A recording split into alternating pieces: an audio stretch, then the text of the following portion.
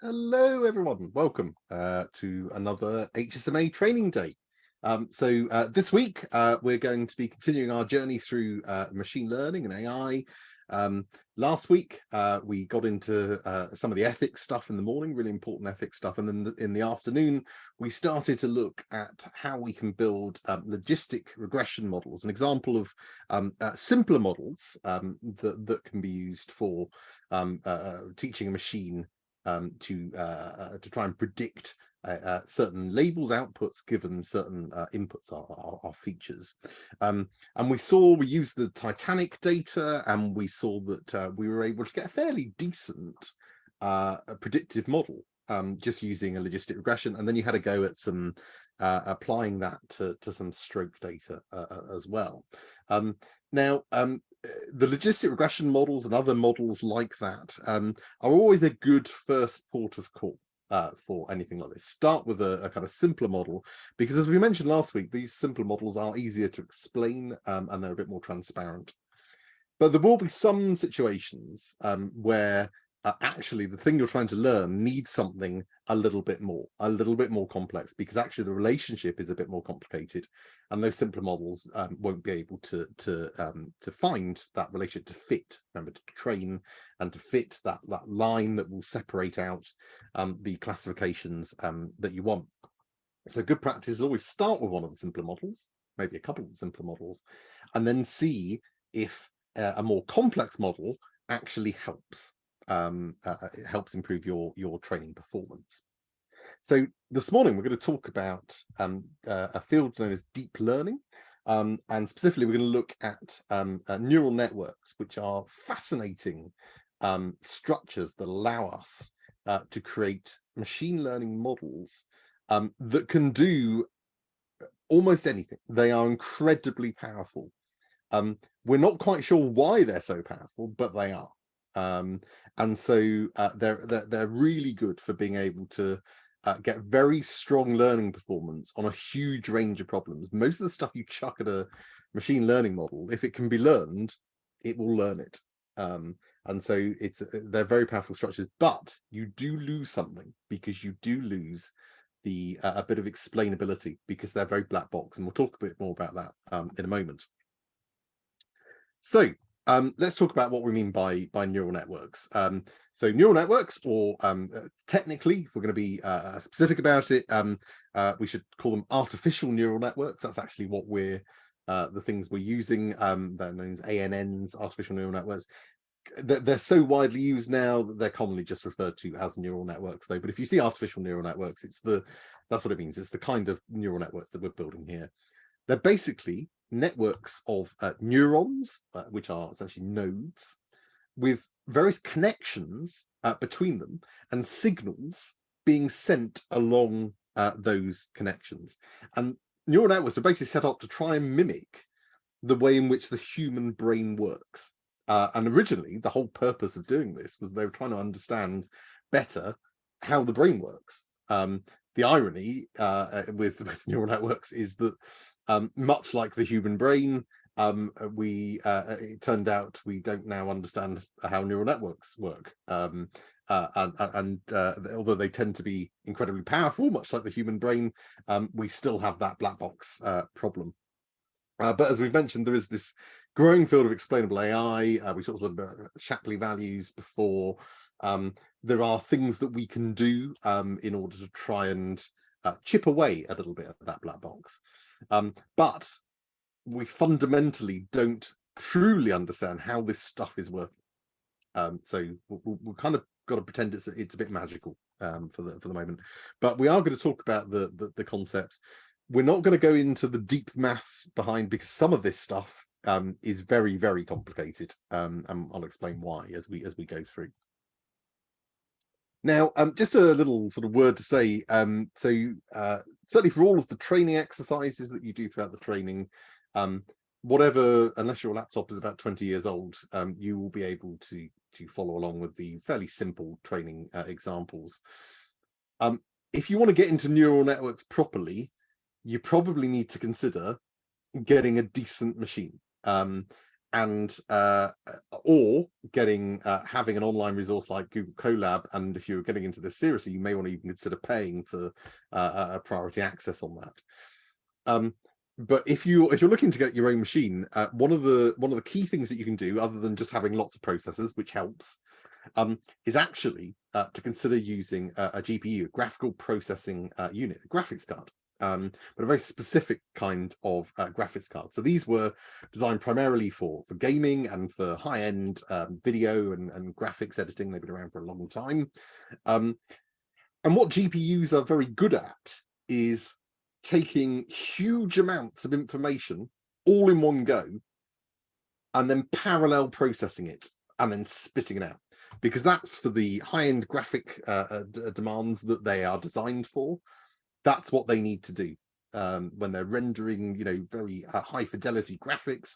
They need to be able to compute lots of things very, very quickly, and very complex mathematical things in particular.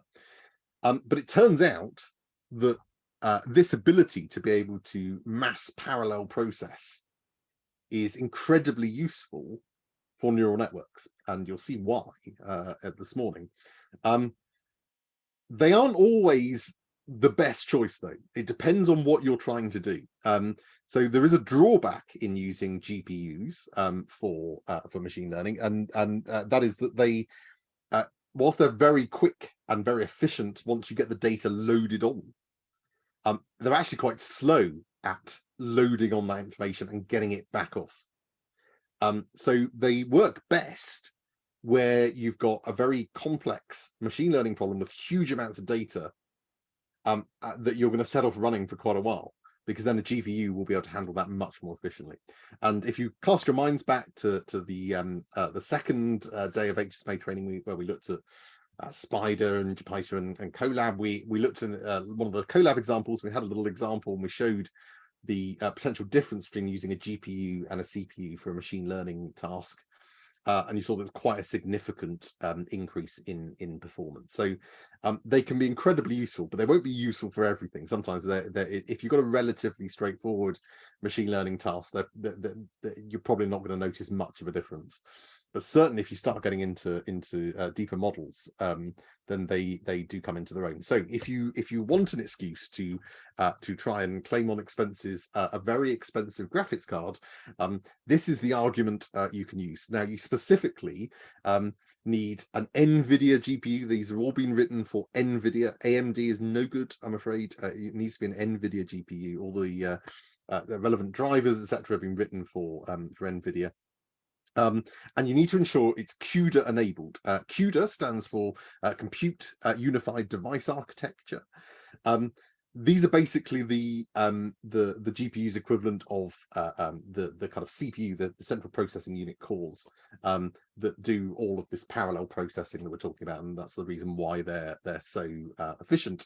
And modern graphics cards have thousands, even tens of thousands of these things. That's why they're so good at this kind of stuff. Not all NVIDIA GPUs have them, so you have to make sure that they are CUDA enabled. And there's a little list here that NVIDIA keeps maintained, which tells you which ones are CUDA enabled. Basically, if you're paying several £1000s for an NVIDIA card, it's probably CUDA enabled. All of the top end ones are, and some of the quite a few of the medium end, the mid-range tier ones are as well. But some of the lower ones maybe, but not a lot of them. Of course, there are alternatives. It's not going to be practical because, as some of you may know, GPUs, I think it's settling down a little bit, but they are phenomenally expensive, in part because of the advances and the sheer architecture that goes into them now. A GPU used to cost about 100 quid about 20 years ago, and now you're looking at about £2,000 for a top end one. And then that's been exacerbated by all of the component shortages that have plagued a lot of the technological world, and so they have been selling at very inflated prices and with very low stock for quite some time. But that has improved quite a lot. So they are a bit easier to get hold of now if you've got deep pockets or you can try and convince your organization that you need a GPU. But don't worry if you can't. There are alternatives if that's not practical. You can use things like Google Colab. So Colab is obviously made by Google. TensorFlow, which is the machine learning neural network framework that we will use in this course, is also made by Google. So if you use Colab, TensorFlow is already installed, which is pretty obvious when you think about it. It's because they don't want you using the alternative. But TensorFlow is really good. So that's already installed. So there is that. But at the very least, I would try, and even if you can't get a CUDA-enabled GPU, a couple of our HSMAs last year did manage to get beefier laptops. You want to try, and if you're going to try and do this locally, and you're going to get serious into machine learning, you need a decent laptop, really, to run this kind of stuff. Okay. That's my NVIDIA commission secured. So now I will start talking about the neural networks, and we're going to start by talking about the neuron, because all neural networks are made up of these things called neurons. Now, neurons were originally named perceptrons. So you might hear the name perceptron used when talking about neural networks, but these days you usually hear the word neuron. And basically, each neuron performs an incredibly simple task. All it does is it takes a number of inputs that come into the neuron. It multiplies them by a weight which represents the strength of that input's connection to the neuron. It adds them all up and spits them out according to an activation function. We'll talk more about that in a moment. So basically, it takes a raw weighted sum and then the activation function converts that raw weighted sum in some way. So we've got a number of inputs coming in here. Each input comes into this neuron, and the connection that brings the input into the neuron has an associated weight. And that is also a number. So this number here, representing the input, is multiplied by the weight, the strength of the connection for each of these inputs. It adds them all up. So it takes a weighted sum. It says that times that, plus that times that, plus that times that, etc. Adds them all up. Then you have a function called the activation function, which does something with that number. And then that becomes your output. Okay, so that's fundamentally all a neuron is doing. And basically a neural network is a load of neurons. Now, the perceptron, more specifically, was first conceived by the American psychologist Frank Rosenblatt in 1957, a long time ago now. And basically, as I say, he was trying to simulate the way in which the human brain works, and trying to mimic that learning structure in order to apply that to computational learning. And the idea was to try and bring something in where you could simulate, well, the human brain is clearly an efficient learner, a very high performing learner. So can we mimic the way in which the human brain works in order to try and develop the field of machine learning? So going back to our perceptron or our neuron, we talked about these inputs. Okay, so most of your inputs will represent the values from our features in machine learning. So we talked about features. We said that they're the kind of input values that we chuck into a machine learning. We want it the things we want it to learn from, to make a prediction from.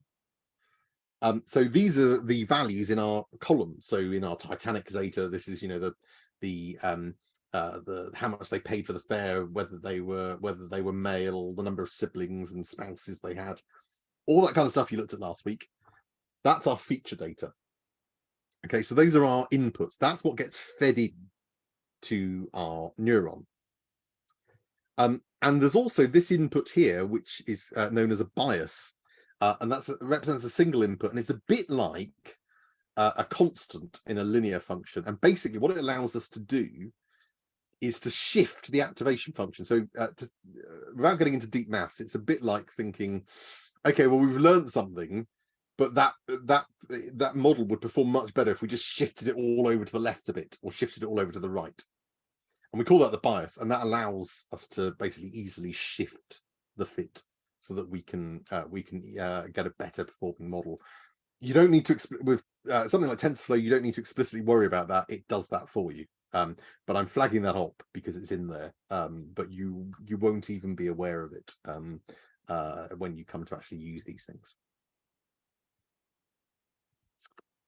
Okay, so we've got our inputs, and these feed into our neuron along these connections.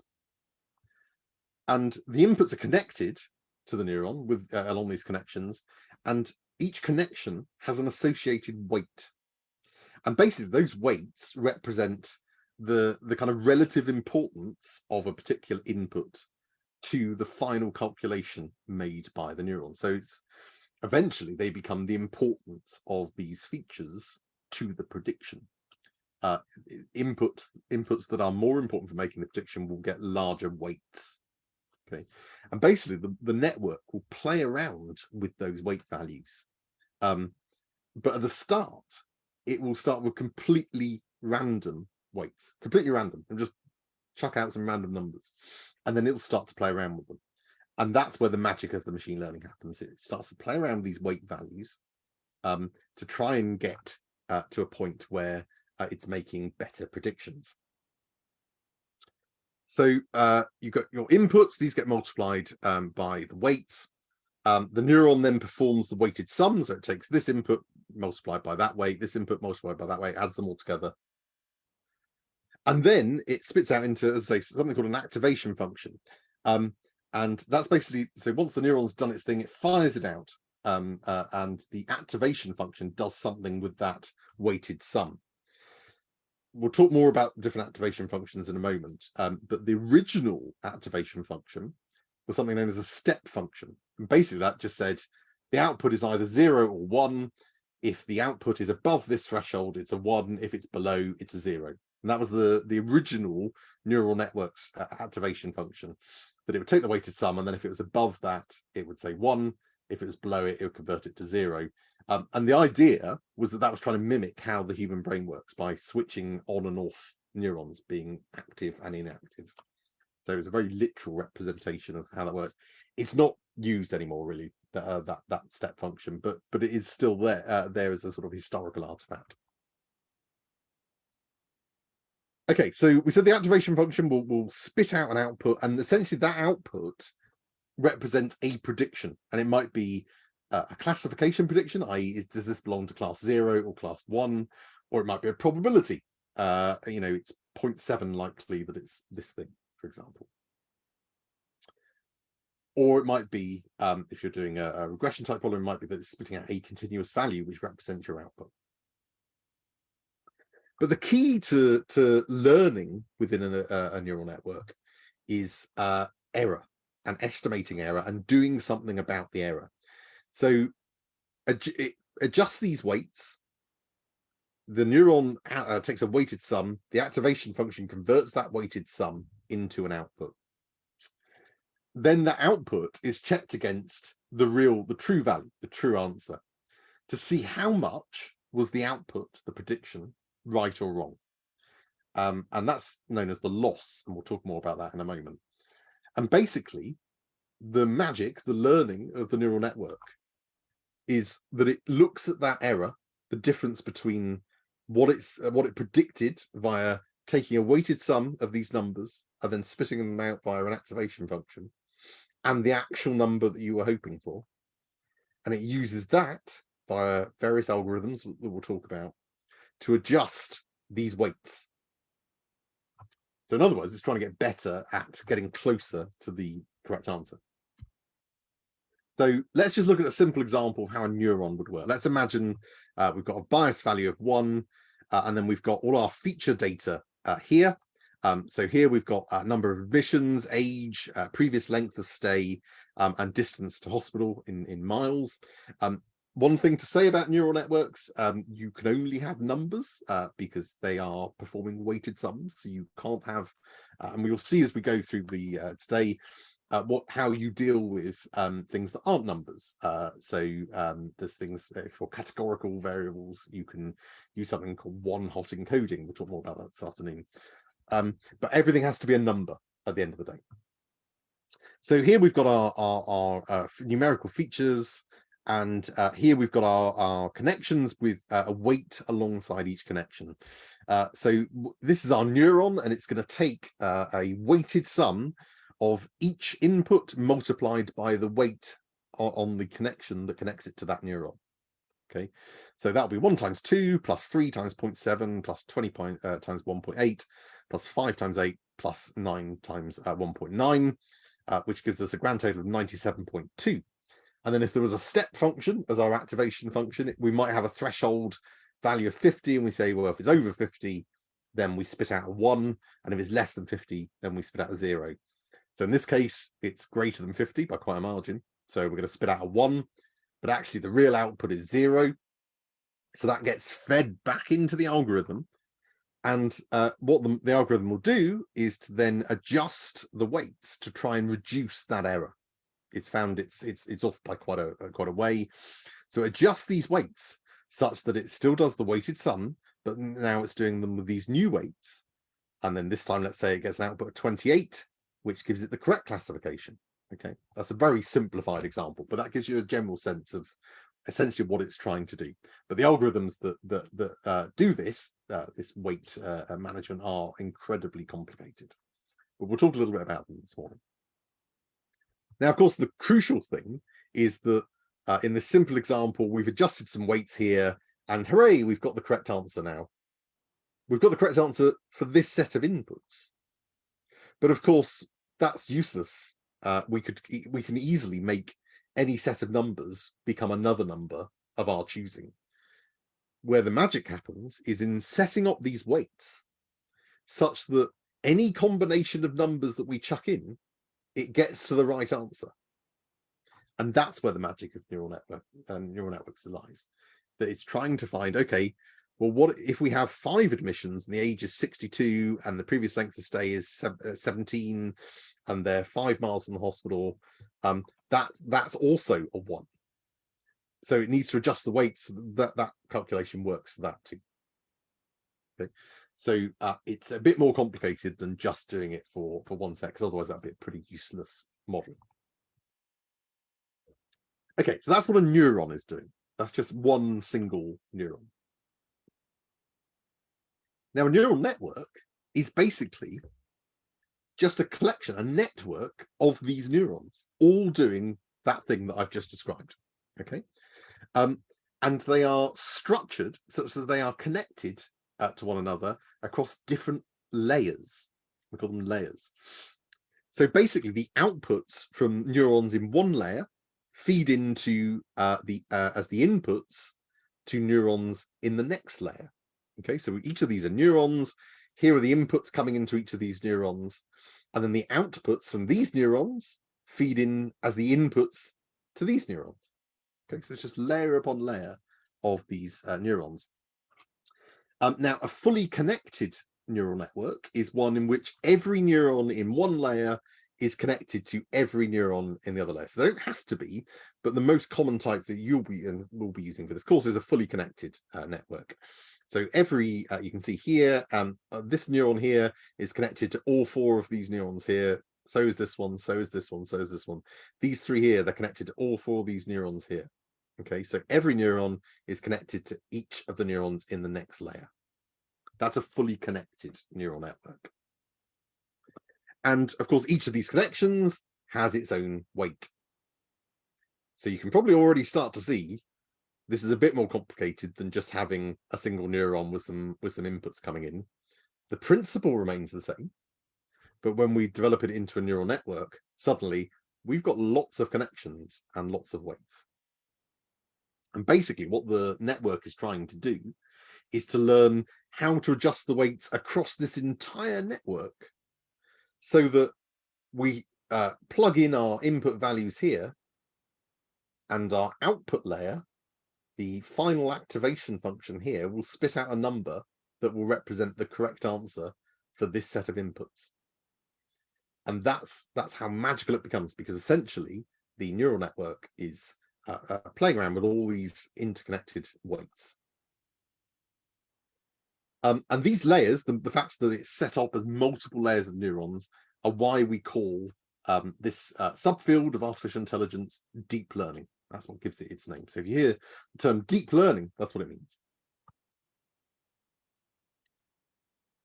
So as I say, the structure of a neural network is fairly straightforward. We can see what a neuron is doing at an individual level. It's actually pretty straightforward, that it's essentially taking some inputs, multiplying them by some weights, adding up that as a weighted sum, then spitting it out according to some function that we define.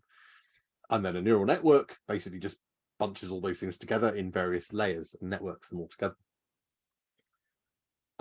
So fundamentally what it's doing is pretty straightforward, but because of all the magic in terms of how it then distributes the error and updates its weights to try and get from one thing to another, that's where a lot of the complexities and the magic happens.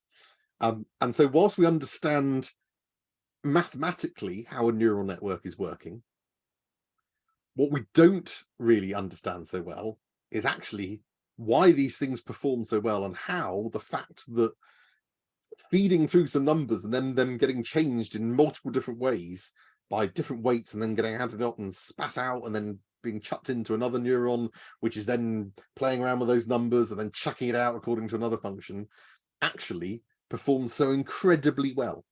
And so this is why they're described as black box models. We don't really understand why they're so good, but they are.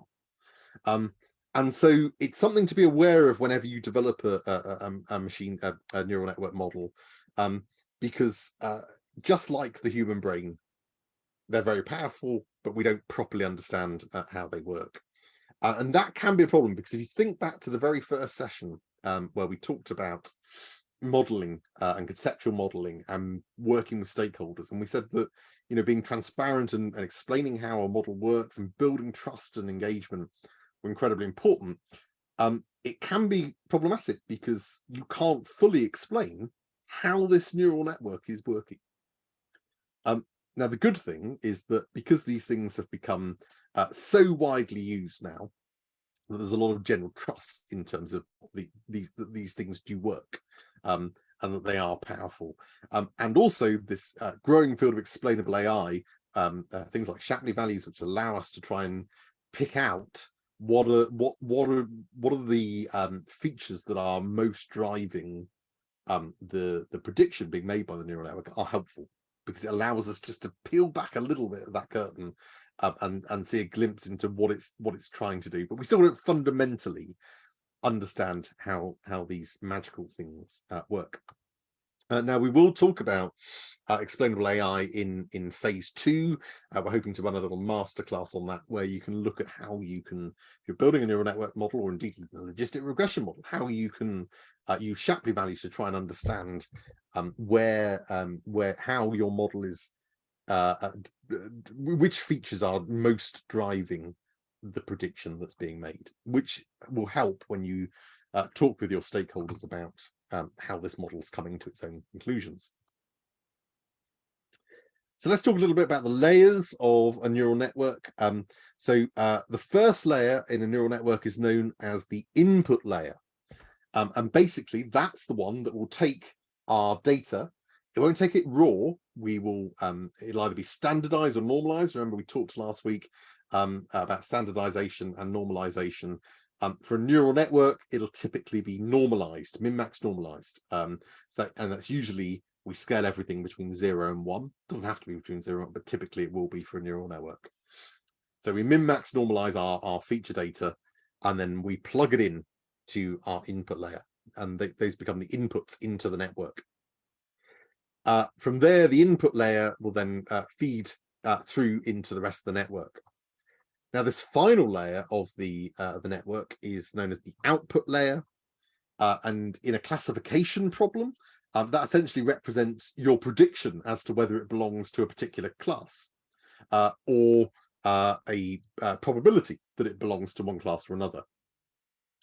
And that's whether it goes above or below a certain threshold, which is a default of 0.5, which we talked about last week in the logistic regression example. Now, normally for most of the kind of problems you'll be doing, you will have a single neuron as your output layer that will output, basically spit out a number between 0 and 1, and that number will be used to predict. So if it's 0.8, you'll say, well, we're going to classify that as a class 1. They did survive, perhaps. Or if it's a 0.2, we'll classify that as a 0, that they didn't survive. But there may be situations where you want more than one neuron in your output layer. For example, if you were doing multi-classification, so if you had you were trying to classify not just is it one thing or another, binary classification, but if you were looking at multi-label, where you're saying, okay, well, I want to look at the probability, is this a cat, is it a dog, etc. You may have a probability for each, and so you'd want a number of neurons that would spit out represent the probability of it being each thing. But for most of the things that you'll be doing, and certainly everything in this course, you will be looking at a single neuron for your output layer. And sometimes you leave that raw, so sometimes the number itself is actually your prediction, for particularly if it's a regression type problem. So that's your input layer, where you feed in your usually min-max normalized data. Your output layer, which typically has a single neuron, which represents your prediction given these inputs. And then basically what we call the hidden layers are all of the other layers in the middle, and that's where the magic's happening.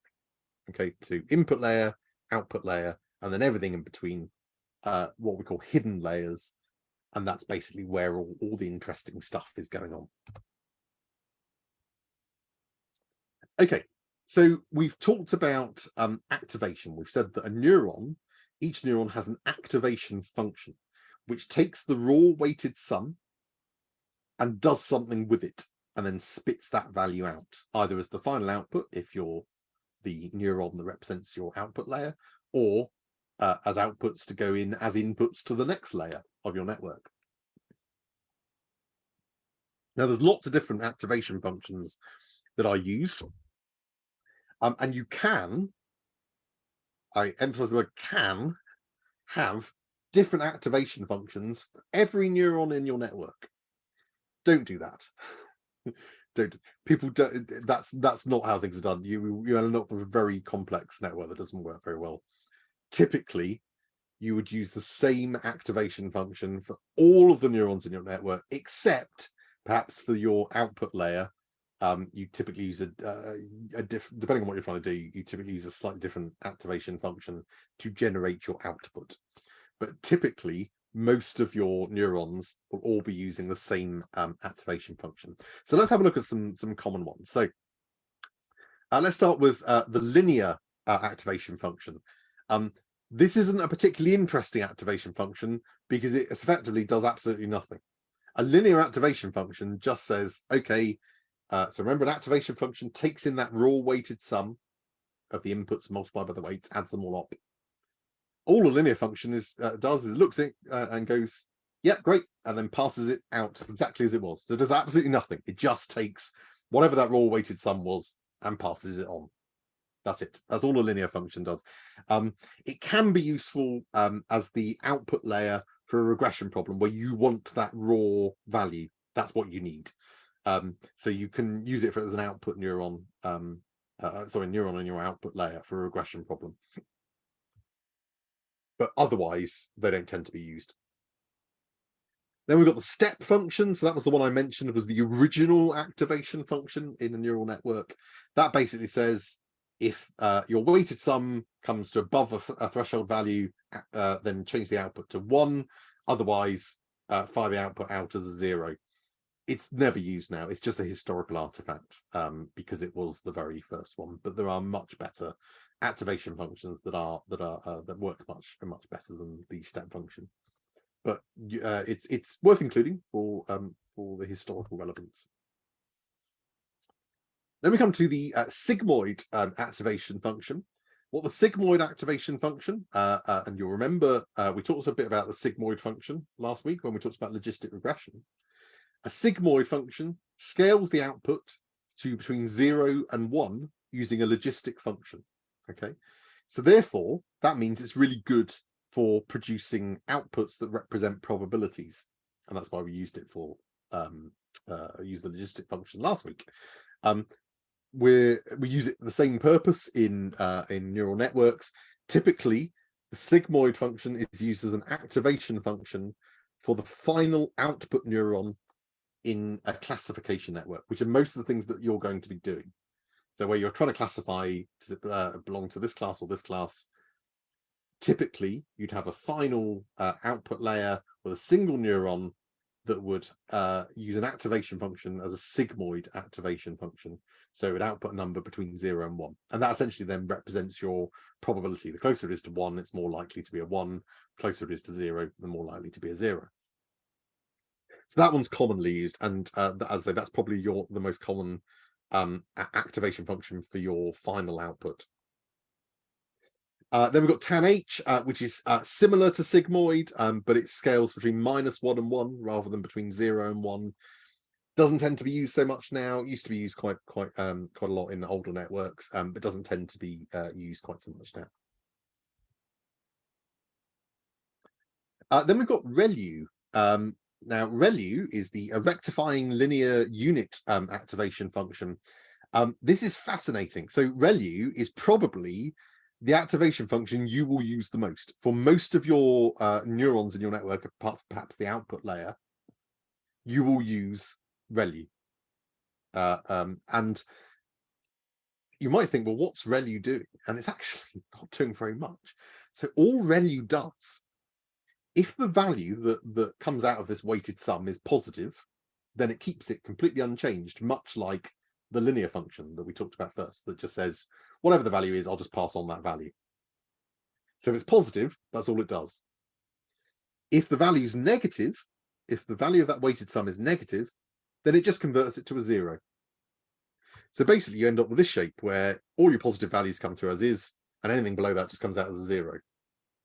And it turns out that ReLU, just using that really simple way of getting non-linearity, because remember, in our models, we're trying to learn a fit, essentially a line in reality in multi-dimensional space, but let's just think about it in 2 dimensions for a moment. A line that divides, which represents the dividing line between our classifications. In most cases, that's not going to be a nice linear line. If it is, then we don't need a neural network. We can use simpler methods to do that. Neural networks come into play because you've actually got a more complicated division between these things. So it's unlikely to be truly linear. Therefore, you want some element of non-linearity in your model. But it turns out that this way of just saying everything below 0 makes 0, and then everything positive, just keep it as it is, that's technically a non-linear function. And that's enough, it turns out, to get really good learning performance and to introduce sufficient non-linearity to learn really complex patterns.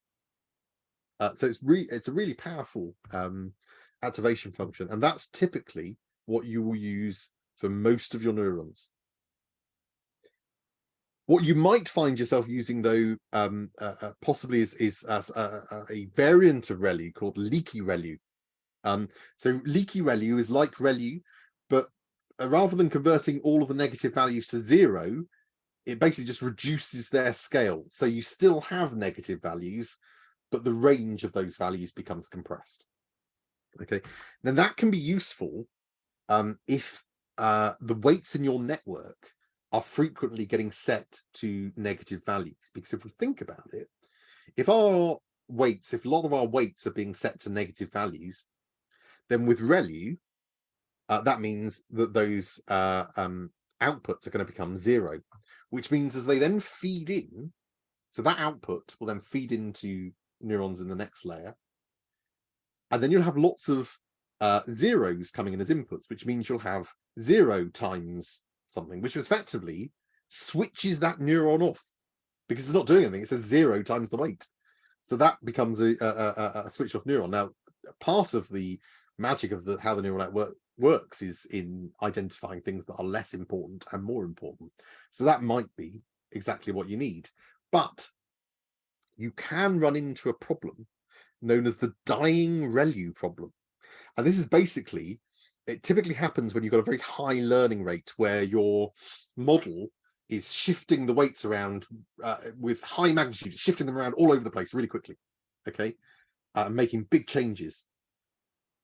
What that means is you can end up with a lot of negative values, because it's changing things radically.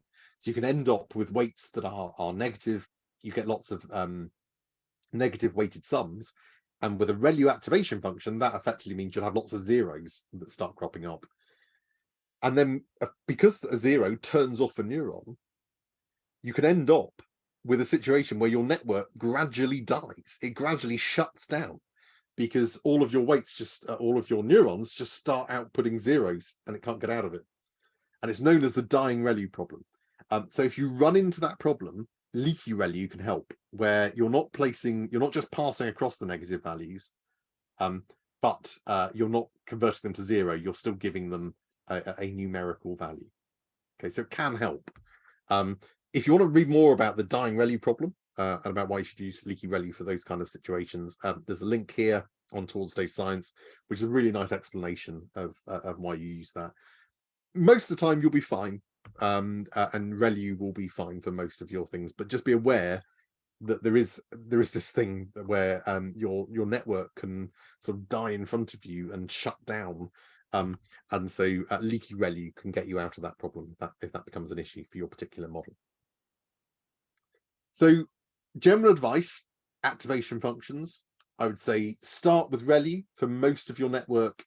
And if you're doing a classification problem, use sigmoid for the output layer. So all of your neurons have them as ReLU activations, and then have your final, probably a single neuron in your output layer. Use a sigmoid activation function, so you've got a number between 0 and 1 that you represent your probability. Then consider switching ReLU for leaky ReLU if you encounter this dying ReLU problem. And you might also want to consider switching your sigmoid for your output neuron to something called softmax if you've got multiple outputs and you want them to add up to 1. So if you've got various probabilities for, okay, this is the probability it's a dog, this is the probability it's a cat, this is the probability it's a fish. Tend to use that sort of thing in image recognition, for example. You probably won't need that. So most of the stuff that you will do, you should be fine with ReLU for most of it and sigmoid as your final output. But just be aware there are these other things you can do if you run into these problems. Okay, so that's activation functions. Now, we talked about all of that's fairly straightforward in principle mathematically. It's just multiplying numbers, adding them up, and then putting them on a function. But the most useful one is it just says if it's negative, output 0. If it's positive, leave it as it is. This isn't complex maths up to this point. But where the neural network really comes into its own is how they learn to adapt the weight values over time to try and get better at getting from one set of input values to the correct output. And the way they do this is using a process known as back propagation. And what back propagation does is it distributes the error. Now, in machine learning, the error is known as loss. Okay, so loss just means error. How far off was the network in its prediction compared to what the correct answer was? That's what loss is. Okay, so loss is bad. You want low loss, because the lower the loss, the closer you are to the correct answer. What back propagation does is it essentially goes back through the network, propagates that error back to work out which connections were most to blame for that error, for that loss. Okay, and it will adjust those weights accordingly. And that's where the magical algorithms come in, because it works out you over there, you this weight, you contributed to us getting this wrong. So I'm going to change your value quite significantly. Whereas your weight over here, well done, you got us on the right track. So you can stay as you are. That's basically what it's doing. Okay. So basically we need a way to calculate the loss, and that's known as the loss function. And we need a way to distribute this error, the back propagation process. And there's various different ways in which we can calculate error, calculate the loss. and also different ways in which we can optimize the backpropagation in which we distribute that loss to update the weights. So let's look at a few of these now. So the two most common loss functions, the way in which we're going to calculate how far off we are in terms of the prediction versus the correct answer, are mean squared error loss and cross entropy loss. So let's just take these things in turn. So mean squared error loss is actually pretty easy to understand, typically used for regression type problems where you're trying to predict a continuous value. Basically all it does is it calculates the difference between the observed value, the true answer, and the value that was predicted by the network. Calculates that difference and it squares it. And the reason it squares it is because the prediction could be over or under. So it could be a positive difference or a negative difference. So let's imagine that our real length of stay is 20. Let's imagine we're trying to predict, use a neural network to predict length of stay. Our real length of stay is 20 days. Our predicted length of stay is 16 days. So our neural network underestimated the real length of stay by 4 days. Okay, so we take the difference and then we square it. So the difference is 4 days, and then we square it, and that gives us our mean squared error loss. And we're squaring it because if we'd have said 24 days, the magnitude of the error, the loss, would be the same. It's just we were 4 over instead of being 4 under. Then we've got something called cross entropy loss. So cross entropy loss, typically used for classification networks, which are the kind of networks you're going to be building. So this is the kind of loss function that you will typically be using. And we use a specific variant of that called binary cross entropy loss when the output is binary, i.e. survived or died, has this, doesn't have this. Again, most of your problems are likely to be binary classification problems. So you will most likely use binary cross entropy loss as your loss function. I'm not going to go into the deep maths behind it because it's complicated how this is calculated, and you don't need to understand this. Okay. I have to say, just to flag up, I learned about neural networks when I did my undergrad degree in computer science over a decade ago. I did not understand neural networks back then because it focused a lot on the heavy maths, and it seemed very abstract, and they were very difficult to utilize. And back then, basically only computer scientists and mathematicians typically use them. But now they've, as we'll talk about in a moment, they've really opened up. So you don't need to understand a lot of the core maths, but I will just go over the principles of this. Basically, cross entropy loss, it assigns rapidly increasing penalties the further away the prediction is from the true answer.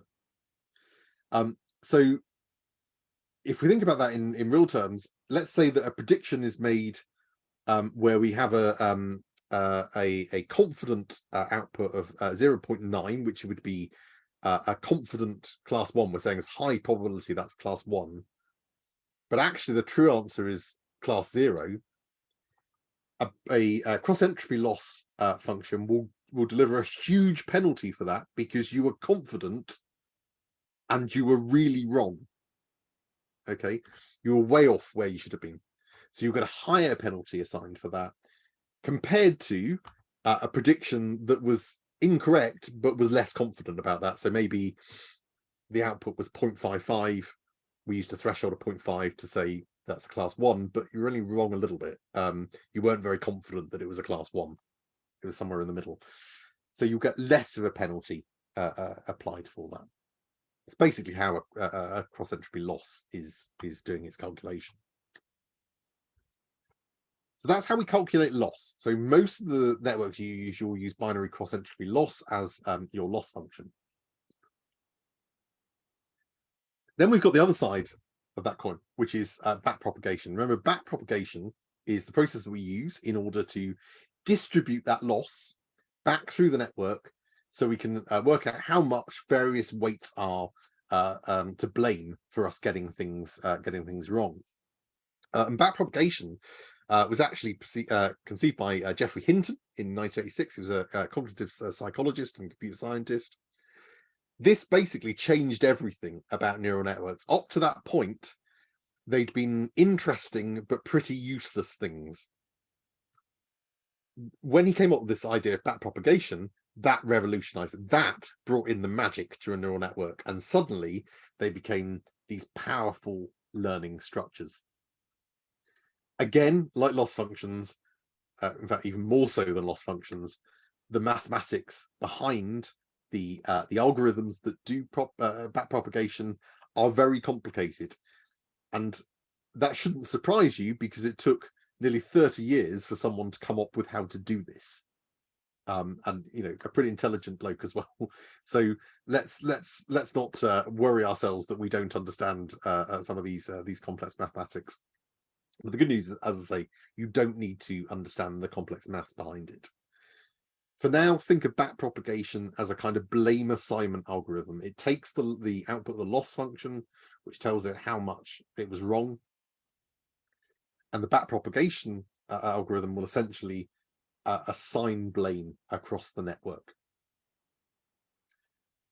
And the way it does this, it uses an optimizer to update the weights in the network. So let's talk a bit about optimizers now. So basically, an optimizer is the thing that will decide how much each weight in that network, in terms of both how much, in terms of how much it will change, and also the direction of change, should it be increased or decreased, each weight should change based on the loss that's been reported by the loss function. And remember, the idea is that it's trying to adjust the weights so that the next time through, when it chucks the same inputs through, it gets better. The loss is reduced. We've got less of an error. We're closer to the correct answer. The optimizer is essentially the correction algorithm that will try and improve the weights to get you closer to the correct answer, to reduce the loss, and focusing primarily on those weights that contributed the most to us being wrong. Now, whilst you don't need to understand the maths behind it, you do need to know, as a builder of a neural network, you're going to need to decide which of these optimizers you're going to use. And there's quite a lot available. I'll cover some of the most common ones, and then again, much like with activation functions, kind of give you some advice on this. So one optimizer is known as stochastic gradient descent. This is a kind of a classic optimizer in which basically it adjusts the weight values in response to how much, basically how sensitive changing those weights are to, how sensitive the final output is to changing those weights. So basically it makes bigger changes the further away it believes it is from the optimum value, and smaller changes as it gets closer to what it believes is the optimum value. So if it makes changes to a weight and finds that massively changes the output, then it thinks it's further away, so it makes bigger changes to it. Okay. Now there's a problem with stochastic gradient descent. So the basic principle is, when you think you're far away from the true optimum value, make big changes, and then gradually make smaller changes the closer you think you're getting to the optimum. You can end up with a problem in which you get trapped in a local optimum. So let's imagine this is our, again, we'll just represent this in 2D, but let's imagine we've got our the value of a weight here and our output here. And it may be that the optimum value of our weight is somewhere around here. That would give us the best predictive power in our network. But with something known as stochastic gradient descent, we can end up trapped on a little local optimum like this. These are local optimums. These aren't the true global optimum, but they are local optima that may appear as though they are the best, but only if you can't see this. So to think about how a stochastic gradient descent algorithm would get trapped, Remember, it's making big changes the further away. So imagine we're over here. It makes big changes to the weight value. Then it starts getting up here. And it starts making smaller changes because now, as it makes changes, the output value isn't changing so much because we're reaching the peak of this hill. So it starts making smaller and smaller changes. Then it reaches that peak here. Then it tries gradually, it says, can I improve any more? But as it starts to do this, things start to drop away. So it thinks it's reached the best it can get because as it starts to, it's only now making very small improvements because the output value isn't changing significantly when it makes changes. So it'll only make small changes. So it's just creeping along here and saying, no, things are getting worse. I'll go back up to the top of the hill. But what we can, if we had a graph of trying everything, we could see that actually it's got trapped. There's a mountain over here. That's where it needs to be. So to get out of this problem, we can use something called momentum. Basically, that gets the algorithm to try and explore more, so it doesn't get trapped on these local little hills, these local optima. And the way to think about momentum is you're kind of giving it a bit of a shove and saying, look, you might be getting trapped. Go and have a look over there, see if there's something better. So you can imagine, maybe you're over here, you're around this peak, it's getting trapped. Momentum gives it a shove, and suddenly maybe, woo, it's gone all the way up here now. So now it's doing its thing over here, or maybe it's landed all the way over here. And then it might look over here, find, well, that wasn't as good as before, and then start going back over here and say, oh, things are getting better, and they're getting better. And then gradually I slow down the changes because the output is reducing, the improvement is reducing. And so then I eventually end up in the global optimum here. That's basically how it's working. There are other algorithms, though. There's something known as RMS prop, which stands for root mean squared propagation. This is a classic optimizer for neural networks. It works quite similarly to gradient descent, but the difference is it has a dynamic learning rate. So the step size, the amount that the weight changes, varies for different parameters at different times depending on the rate of change being observed. So it has that more dynamic rather than the stochastic gradient descent, which keeps that a constant across your parameter values. However, the one you are going to be using pretty much all the time is known as Adam. So Adam is probably the most commonly used optimizer for neural networks today. Mike, my colleague Mike, always uses the mantra, if in doubt, use Adam. That is a good mantra to have. Basically, Adam combines the benefits of this RMS prop with another extension of gradient descent known as AdaGrad, which is adaptive gradient algorithm, and you end up with this more sophisticated way of adapting your learning rates. So Adam tends to take the best of a few of these extensions and gives us a nice, very high-performing algorithm that's used for as most optimizers now for neural networks. Again, we are in danger of slipping into deep maths, which I don't want to get into. So key messages: Adam's usually the best option. You could try RMS prop to see how your performance compares as well. And stochastic gradient descent in its raw form isn't typically used now, but the core principles of it are used in things like RMS prop and AdaGrad and Adam. And Adam obviously combines the best of those things. So the core principle of stochastic gradient descent is still there, but it's got these enhancements integrated in Adam.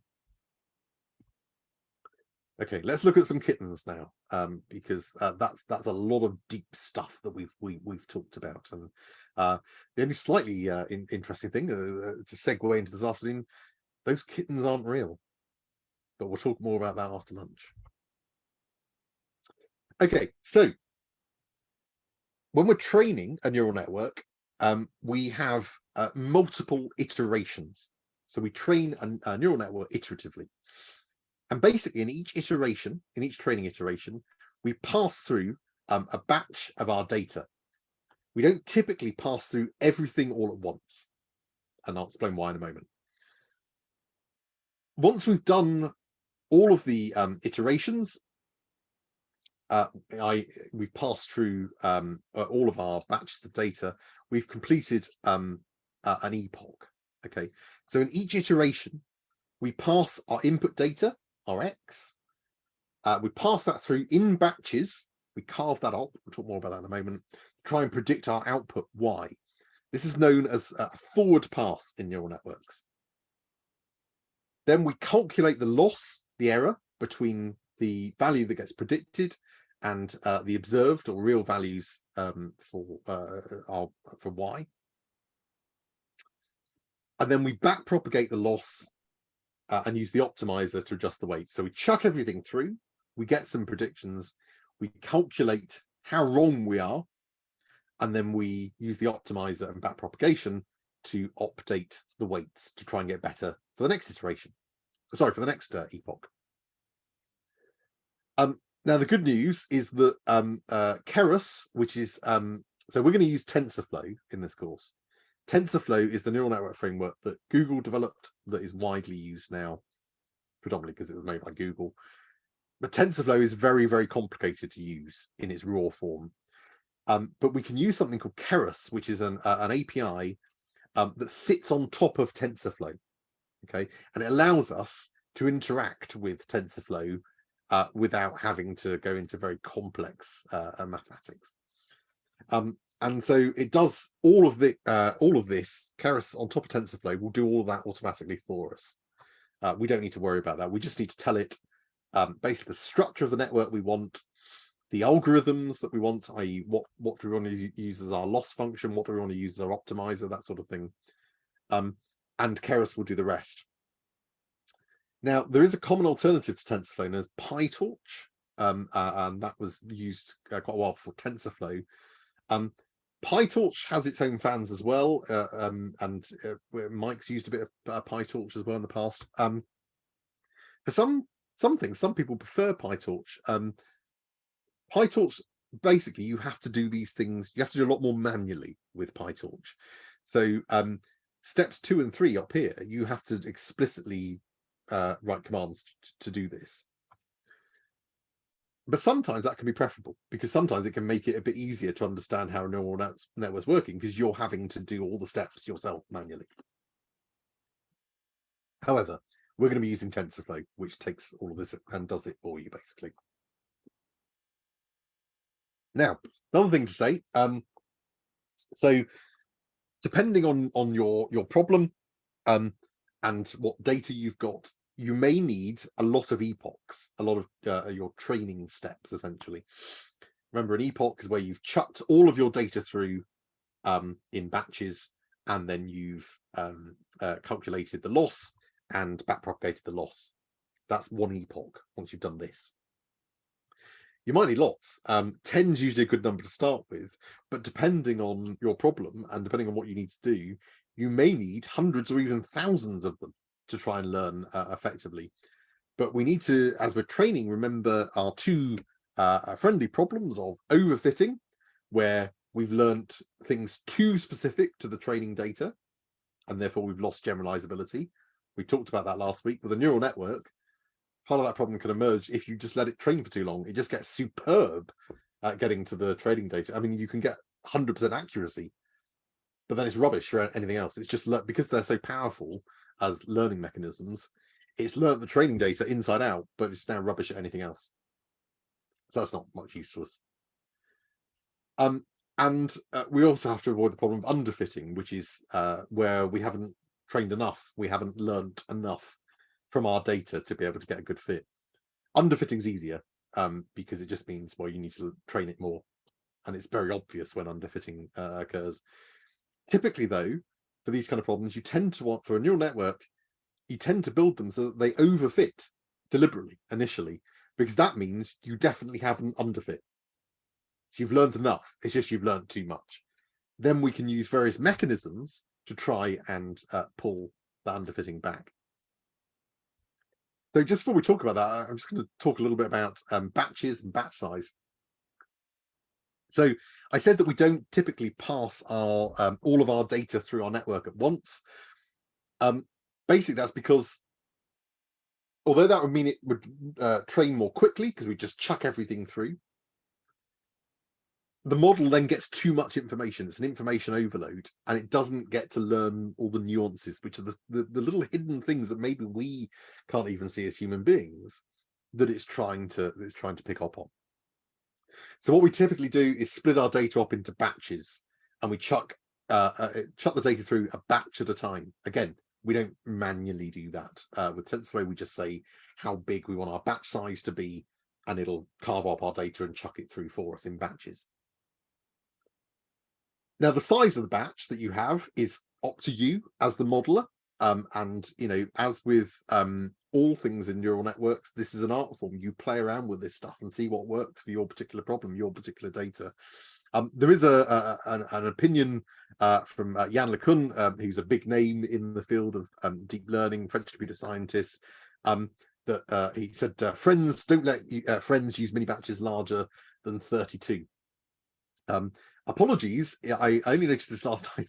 I misquoted that in the exercise that you're going to be doing in a moment, and said 64, and you'll be using 64. So I've now changed that. So apologies for that. It is 32 that he said, but we're going to use 64 and see what happens. But you're then going to play around with it too. But try things out. I mean, there's no right or wrong answer on this stuff, and it very much depends on your problem and what works best, and looking at your training performance. If you come on to do neural networks, you will find, and any machine learning really, half of it is just trying things out and seeing what works. It is an art form. You try things and see what happens. And of course, if you've got a GPU, then they thrive on having these large batches. Doesn't mean you should do it, but they will work very well. You can chuck everything through, not you should, but you can, if you wanted to, chuck everything through quite efficient. So we talked to, I'll just go over this fairly quickly because we talked about overfitting quite a bit last week, but in terms of neural networks, if we let a neural network train too long, then we could end up with the problem of overfitting. In fact, we almost certainly will. And we can tell because we can tell if we're overfitted because we'll have really good, maybe even perfect performance on the training set, but on the test set, our performance will be much worse. And we'll also see in a neural network, because we're gradually iteratively training a neural network over time, unlike a logistic regression where we just fit the model. With a neural network, we can monitor how this changes over time. And what we'll typically see with overfitting is, so this is the dots here are training accuracy, and the line is our test accuracy. You can see training accuracy just keeps getting better and better and better. It gradually starts plateauing, but it's getting quite close to 100% accuracy. And then test accuracy goes up initially and then starts getting worse and worse and worse. And that's a common thing that we see in overfitting, because it basically means, okay, the things it's learning now are just things that are unique to the training data, which means it's getting really, really good, almost perfect at learning the training data, but it's getting now rubbish for learning anything else. Or sorry, for predicting anything else. So, but we do want to have that initially, because we want to start with a model that's overfitted so we know it hasn't underfitted. Remember, fitting in machine learning just means learning. So it's learned enough. It's better to learn too much and then pare that back than not learn enough in the first place. So how might we prevent overfitting once we've got our model? We can see it's been overfitting. What do we do to pare that back? There's a few things that we can do. And we can use something known as regularization, which is basically describes a set of processes that allow us to try and reduce aspects of the model to try and reduce the overfitting that we're seeing. And these things could include reducing the complexity of the model, reducing the amount of time that we allow the model to train, and also adding something known as dropout. And there's also something called L1 and L2 regularization. They don't tend to be used widely now, but we won't cover them here. But there is information out there if you do want to look at that. They used to be quite widely used. So one approach, we can just reduce complexity. So if we think about a classification learning algorithm, what it's essentially doing is it's trying to come up with this dividing line, albeit in multi-dimensional space, but it's trying to work out what divides class yes and class no. An overfit is where it's come up with a dividing line that is too complex. And that means it's too specific to the training data, as we saw last week when we looked at this example. So one way to tackle that is just say, well, let's simplify the model. We could reduce the number of hidden layers. We could reduce the size of each layer, the number of neurons that we've got in each layer. Because if we've got a less complicated model, then it won't be able to come up with as complicated a line that will fit. And so therefore, hopefully that will help us reduce the overfitting. So we essentially reduce its ability to be able to be complicated. Another approach we can use is to try and stop the training before it starts getting to the point at which it's overfitting. Because we can see this phenomenon where training is gradually getting better, but then starts to plateau, but it keeps going up and up and up gradually. And then the test set gets the test performance, starts getting better, and then it starts plummeting. So we can just stop. It sounds really crude, but you can just stop the training before it gets to the point where things are getting worse for the test set. And you can either do that manually. You could just look at your training over time and say, okay, it's around here, maybe around 50 epochs, it's starting to get a bit worse. Let's only train it for 50 epochs rather than 250. Or we can use something known as early stopping, which is something known as a callback.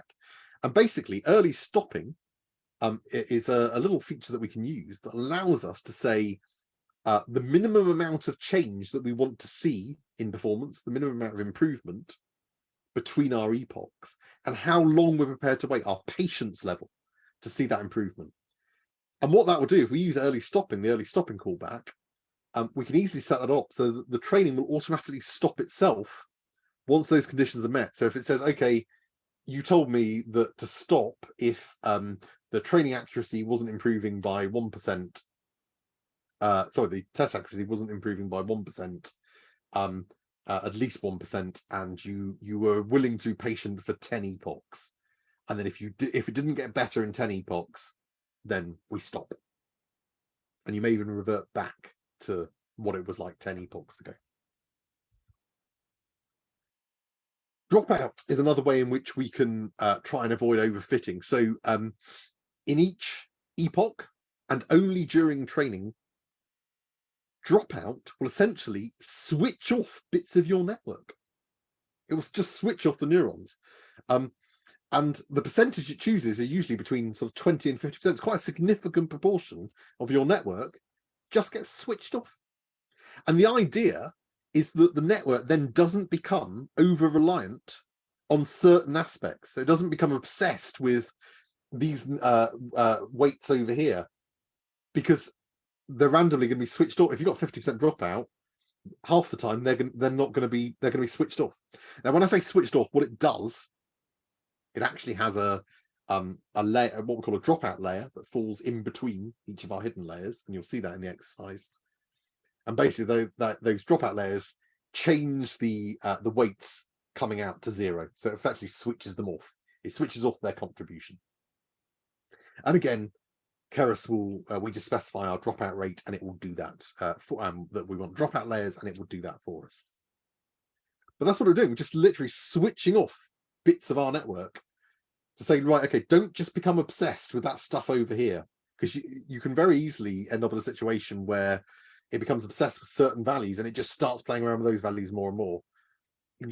If you just switch them off and say, right, no, don't become obsessed with that. Have a look at this stuff over here as well. Is that important? And it turns out dropout is really good for preventing overfitting, because overfitting can occur when it becomes obsessed with this stuff that actually its relevance is maybe too unique to the training data. So it stops it becoming over-reliant on bits of your network. I think this is, the last thing I'm going to say. Apologies, I've overrun slightly, and I know this is a lot of information to take, so you're going to have a nice long exercise and a long break in a moment before we go into that. So so far I've described chucking through numbers through our neural network, and I've given it as a fairly simple to understand, hopefully, example. In reality, the numbers that are getting chucked through, the format those numbers are getting chucked through, is a bit more complicated than I've indicated here. Basically, The numbers that we feed through our network need to be shaped as something known as a tensor, and hence why TensorFlow is called TensorFlow. I'm not going to go into the details of tensors. There's entire books written about tensors. It's a very complex concept from physics.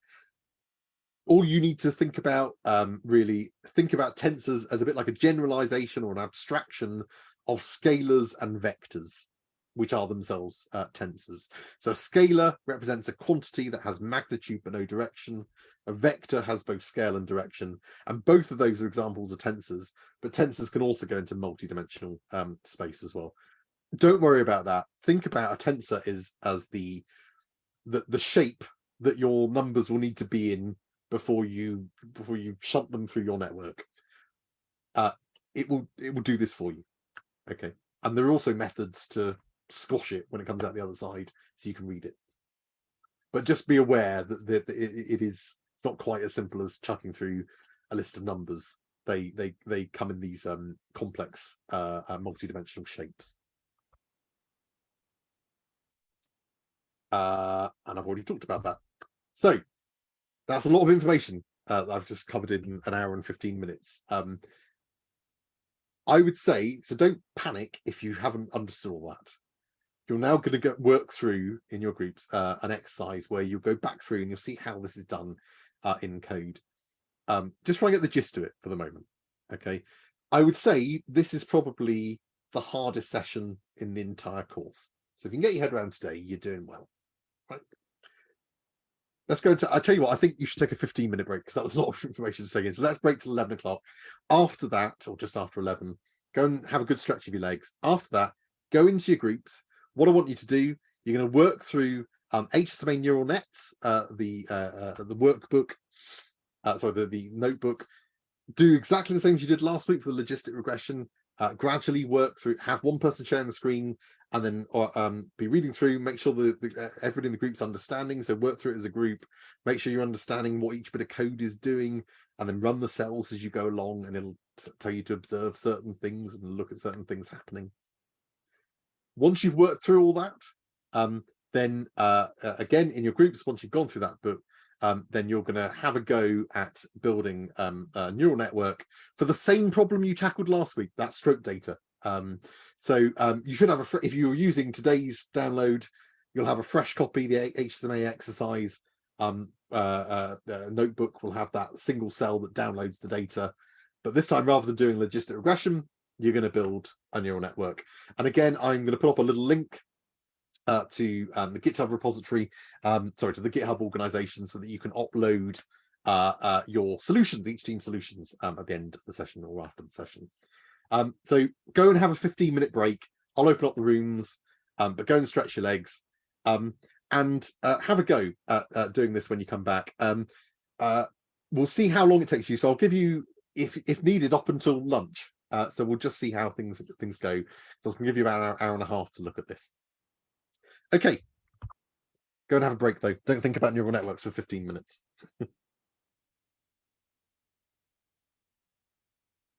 Oh, can I stop sharing? There we go.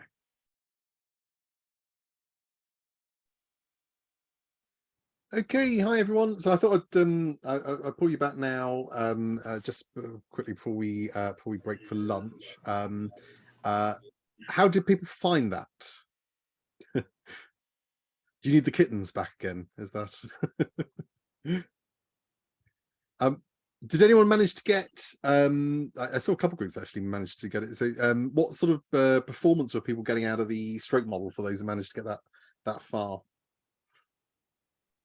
We got up to 0.833, and no matter what we changed, it remained at 0.833. Okay. Yep, sounds about right. 83%. I think that was a fairly common one. What you should have noticed is that you're probably able to get the gap between training and test much lower.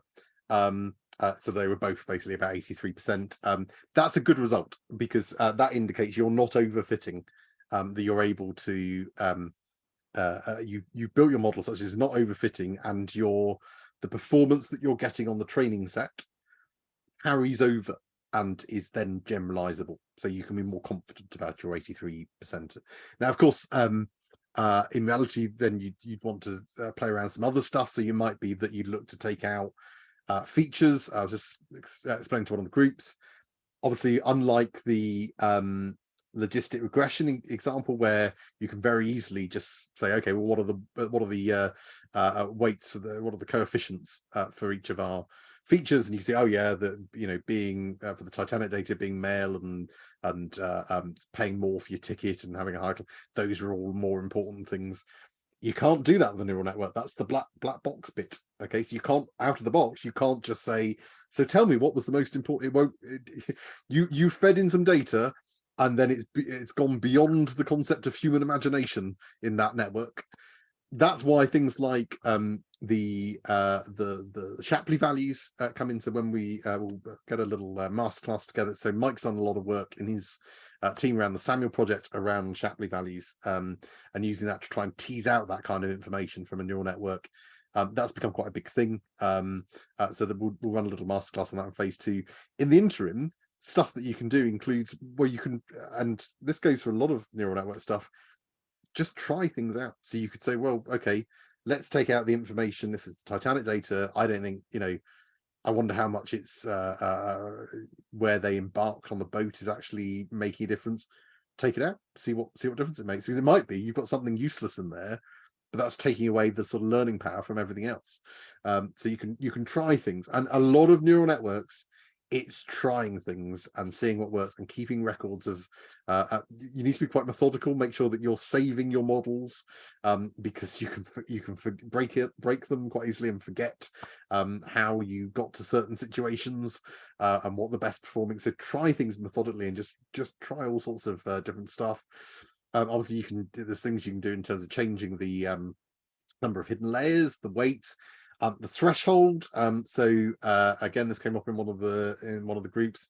How do you change the threshold? So obviously in the rock curve notebook that I sort of got you to have a look at, sort of further reading, that's got information that shows you how to do that for a logistic regression.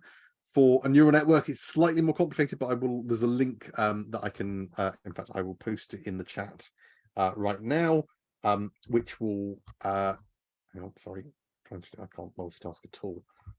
There we go. That will show you how to do it for a neural network model. Okay, so it's worth having a look at that, because when you come on to do rock curves to do this, if you were doing this for real, you'd want to use rock curves. You'd want to use k-fold validation. Remember, we've only taken a single train test split here. You don't do that in the real world. You use k-fold validation.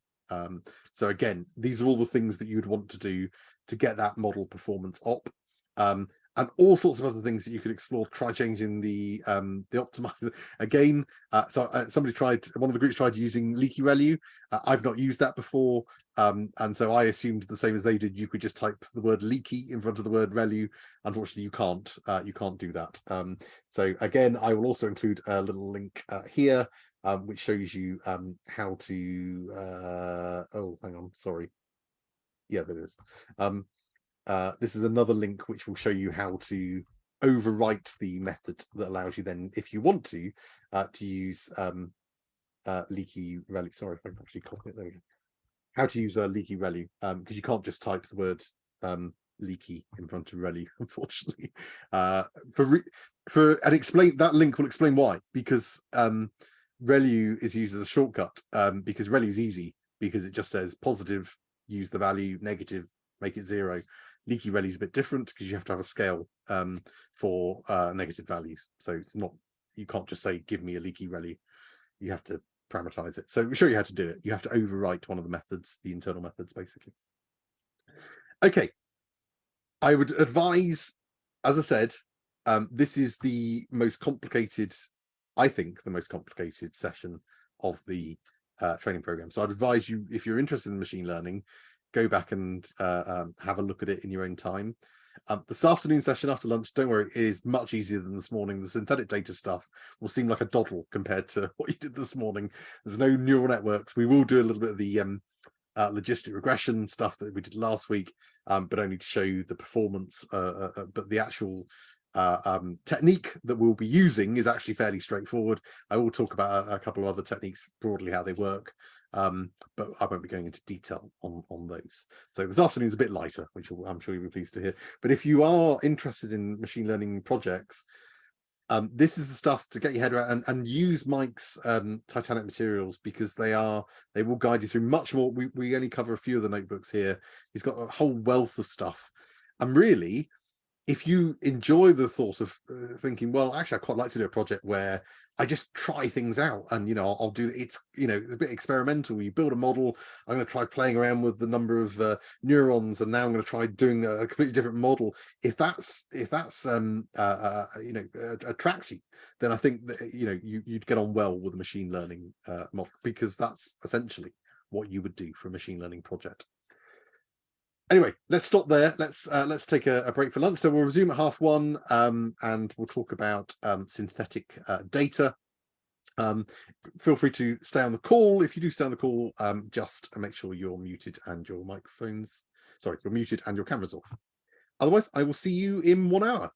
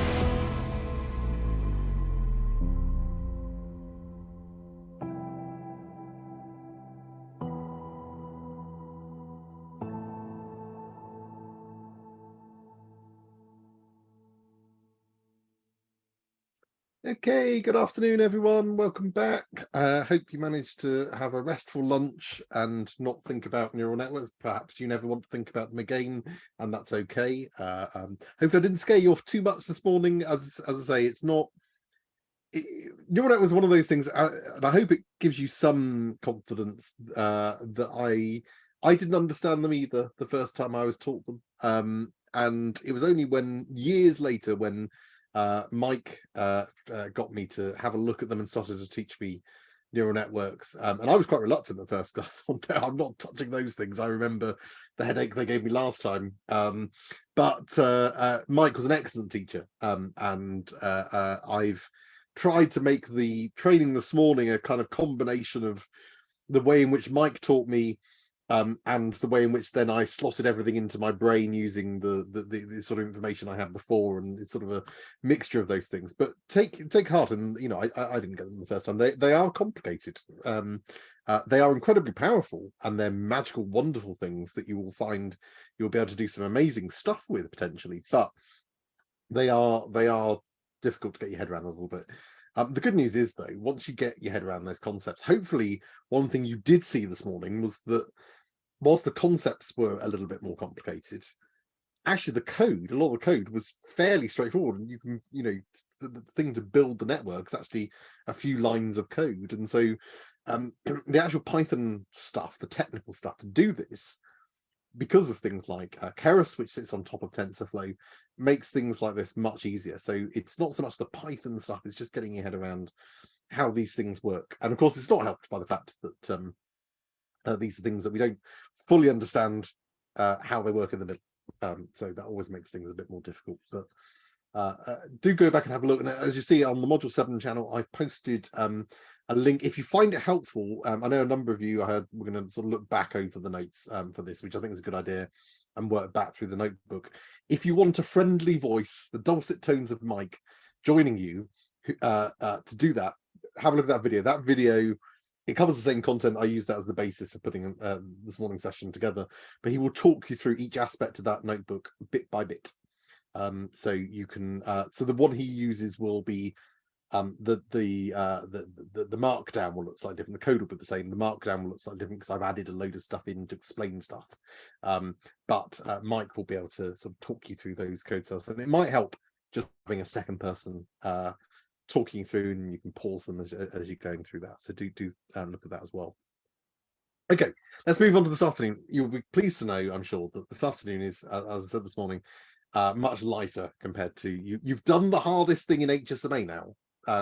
So everything else, nothing will be as bad as neural networks. I don't think it will. I think and some of the stuff will seem incredibly easy compared to neural networks that we get onto a bit later. But there'll be nothing as bad as that. So it's all good from here.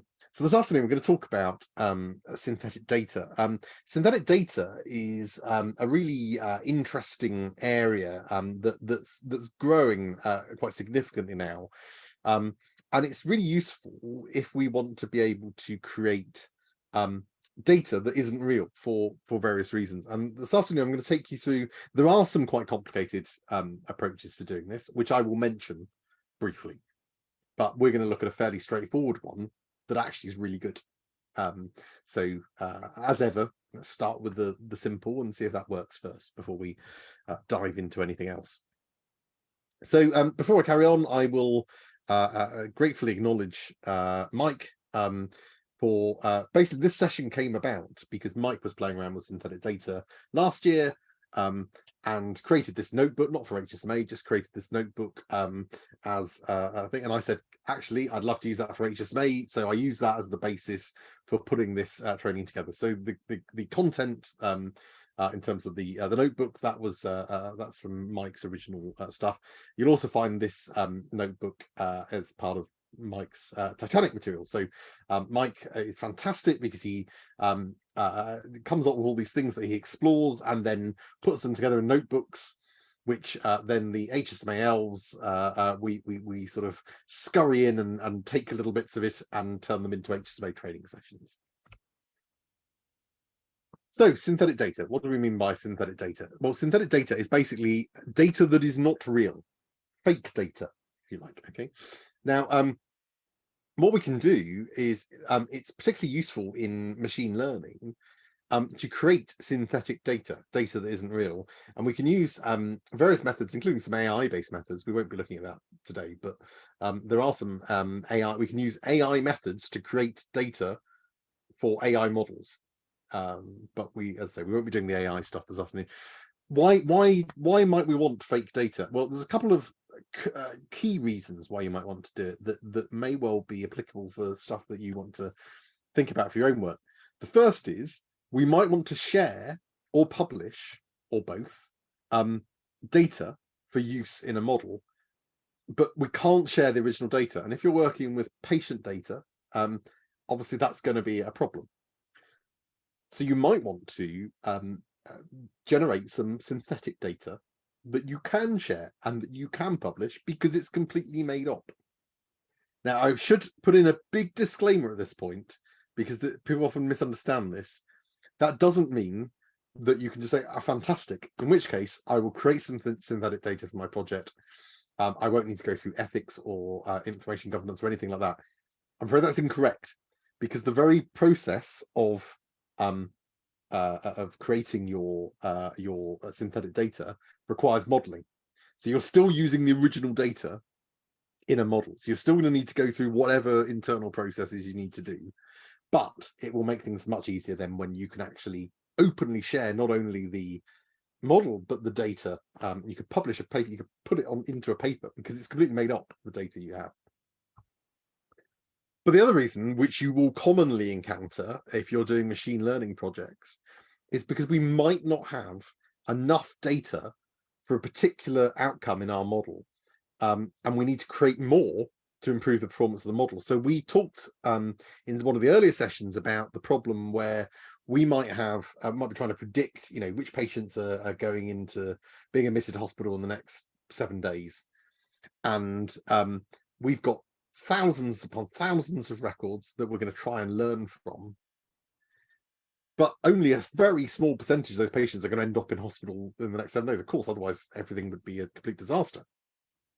So the outcome of interest, the thing we're trying to predict, is naturally going to be a small proportion of our data compared to the other classification, and that's going to be quite a common thing that you're going to be looking at. Usually the thing you're interested in predicting is a bad thing, and that doesn't happen very often, and so you want to be able to predict that. But of course there's a danger if you just have a unbalanced data set of 99% of your patients are not admitted to hospital in the next 7 days, 1% are.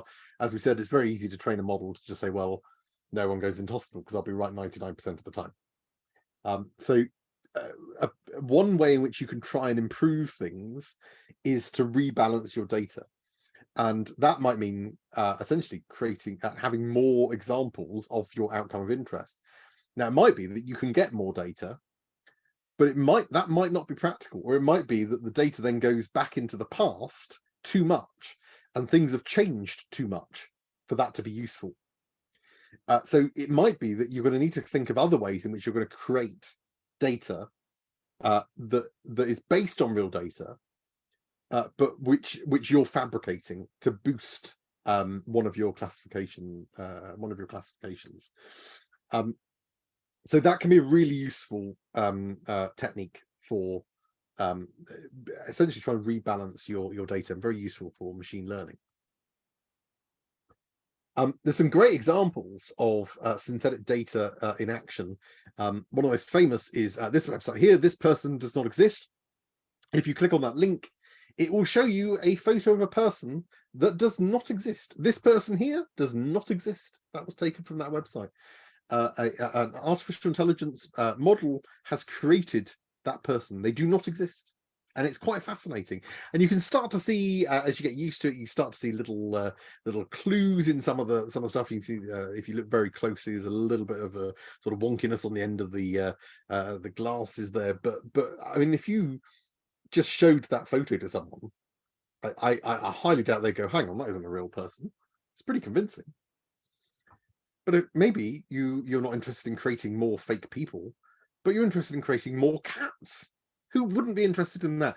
So your needs have been served, because you can go to "this cat does not exist," and you can spend all day looking at cats that do not exist and wishing that they did. And so really synthetic data, I think we're demonstrating the huge power of it here. But how can you think, how can things get any better than cats? Well, maybe you want to create some fake shoes. This shoe does not exist. A great website if you want to look at shoes that don't exist. It's quite niche, I grant you. But if you want to look at, I mean, I have to say, having looked at some of that on the website, those shoes probably shouldn't exist in a lot of cases. But it's very interesting, and it just shows the power of this stuff. To be able, these algorithms can generate stuff that looks to be real in a lot of cases, but it's completely made up. And it's that same principle that we're going to use to create fake data for our models. So there's a number of different ways in which we can create synthetic data. We're going to cover the first one here, which is an example of an oversampling technique known as SMOTE, synthetic minority oversampling technique, which is quite a nice, simple, straightforward method, but it's actually really powerful. And so we're going to show you how to use that today. But I'm also just going to, before we do that, I'm just going to mention a couple of other key ones that you may well encounter. And if you did want to get into really dive deep into synthetic data creation, these are some things you may want to look at as well. One of which is called variational autoencoders, or VAEs, and the other is GANs, or generative adversarial networks. So VAEs, variational autoencoders, are a type of deep neural network. Oh joy, I've probably put you off them already.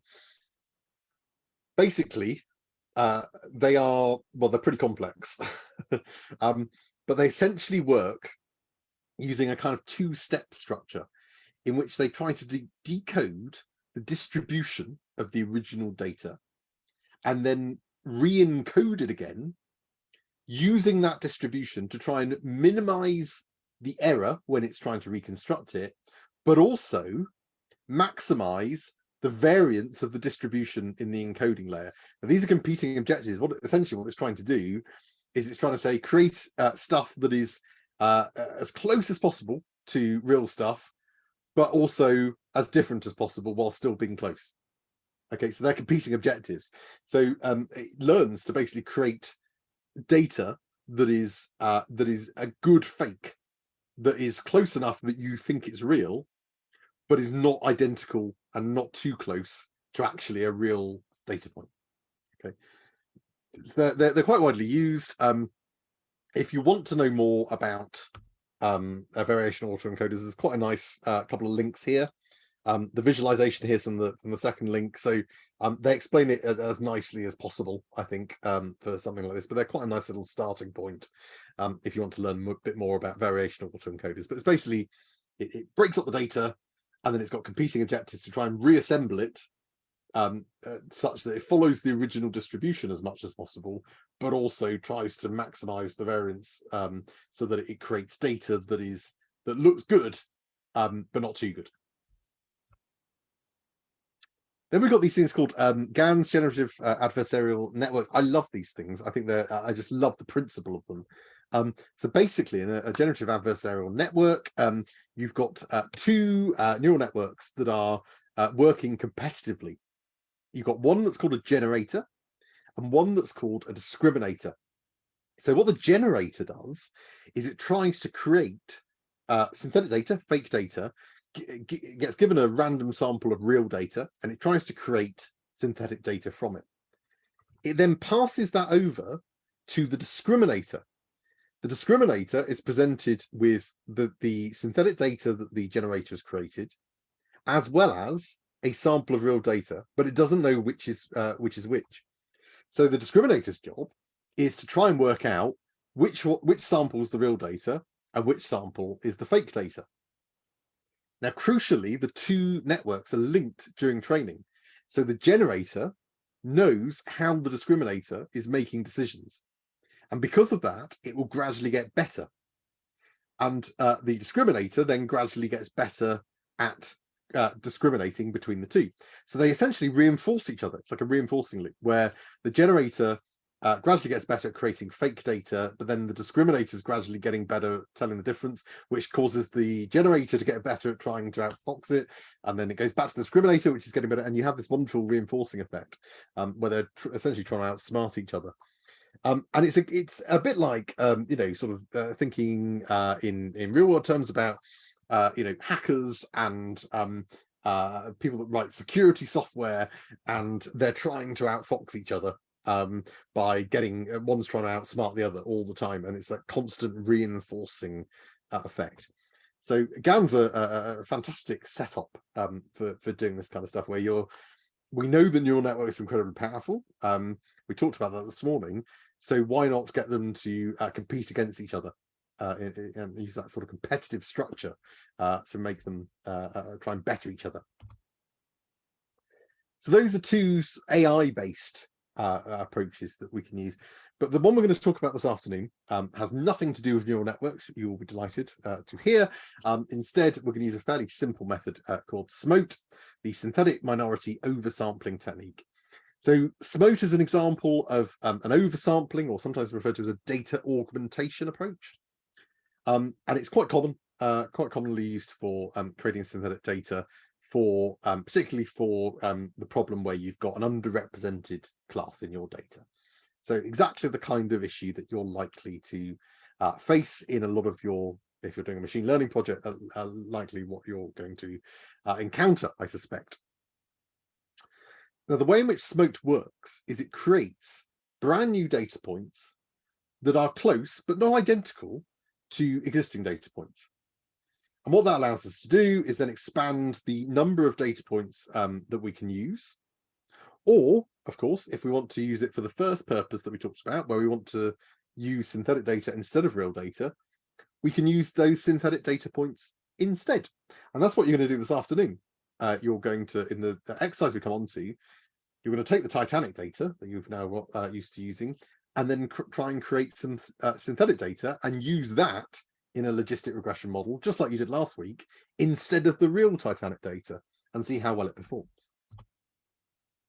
Okay, so let's talk through how it works. It's not particularly complicated, but we're going to use a two-dimensional example here. Again, as with all of these things in machine learning, in reality, this is operating in multi-dimensional space, but our brains will hurt too much if we try and do that. So let's just think about it in terms of 2 dimensions. But this is basically what it's doing, except in n-dimensional space. Okay, so imagine we've got 2 features here. So this is just a simple 2-dimensional representation of our data. And imagine we've got BMI and age. And so each of these data points represents a patient in our data set with a certain BMI and a certain age. Okay, so that's like your machine learning data if you only had 2 features. So what we do with the SMOTE approach, first thing we do, pick one of those data points at random, anyone. Then we'll find the k nearest neighbors to that data point. Now the default is 6, so by default we find the 6 data points that are nearest, and we use the Cartesian distance just to find which are the nearest data points given both age and BMI to this data point that we picked. And as I say, by default we use 6. Then we're going to pick one of those 6 nearest neighbors at random. Then what we're going to do is we're going to generate a new data point that is at random distance between these 2, between the original data point we selected and the randomly selected nearest neighbor. And we'll randomly take essentially plot a line between that point and the other point, and randomly pick a point between those 2 and put a new data point there. So a new patient with this BMI and this age. And then we just essentially just repeat those 4 steps, pick a data point, find the 6 nearest neighbors, pick one of those neighbors, and then create a new data point at a random distance between those 2. We just keep doing that for all of the data points that we want to create. Now, it's important to note that the newly created synthetic data points are not candidates for selection. We can't use those as either the data points that we select or as one of the nearest neighbors. We ignore them as though they don't exist while we're doing the smoke generation. Otherwise there'd be a danger that we create a sort of new cluster that we've created ourselves. So quick question, why do we think it's important the distance between the two data points where we're going to create the new synthetic data point? Why is it important that's random?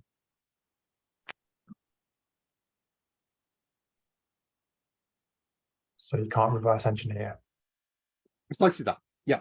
So obviously what you may be using synthetic data in order to use that instead of real data. And if that's the case, what you don't want to do is allow people accidentally to be able to get back to the real data points.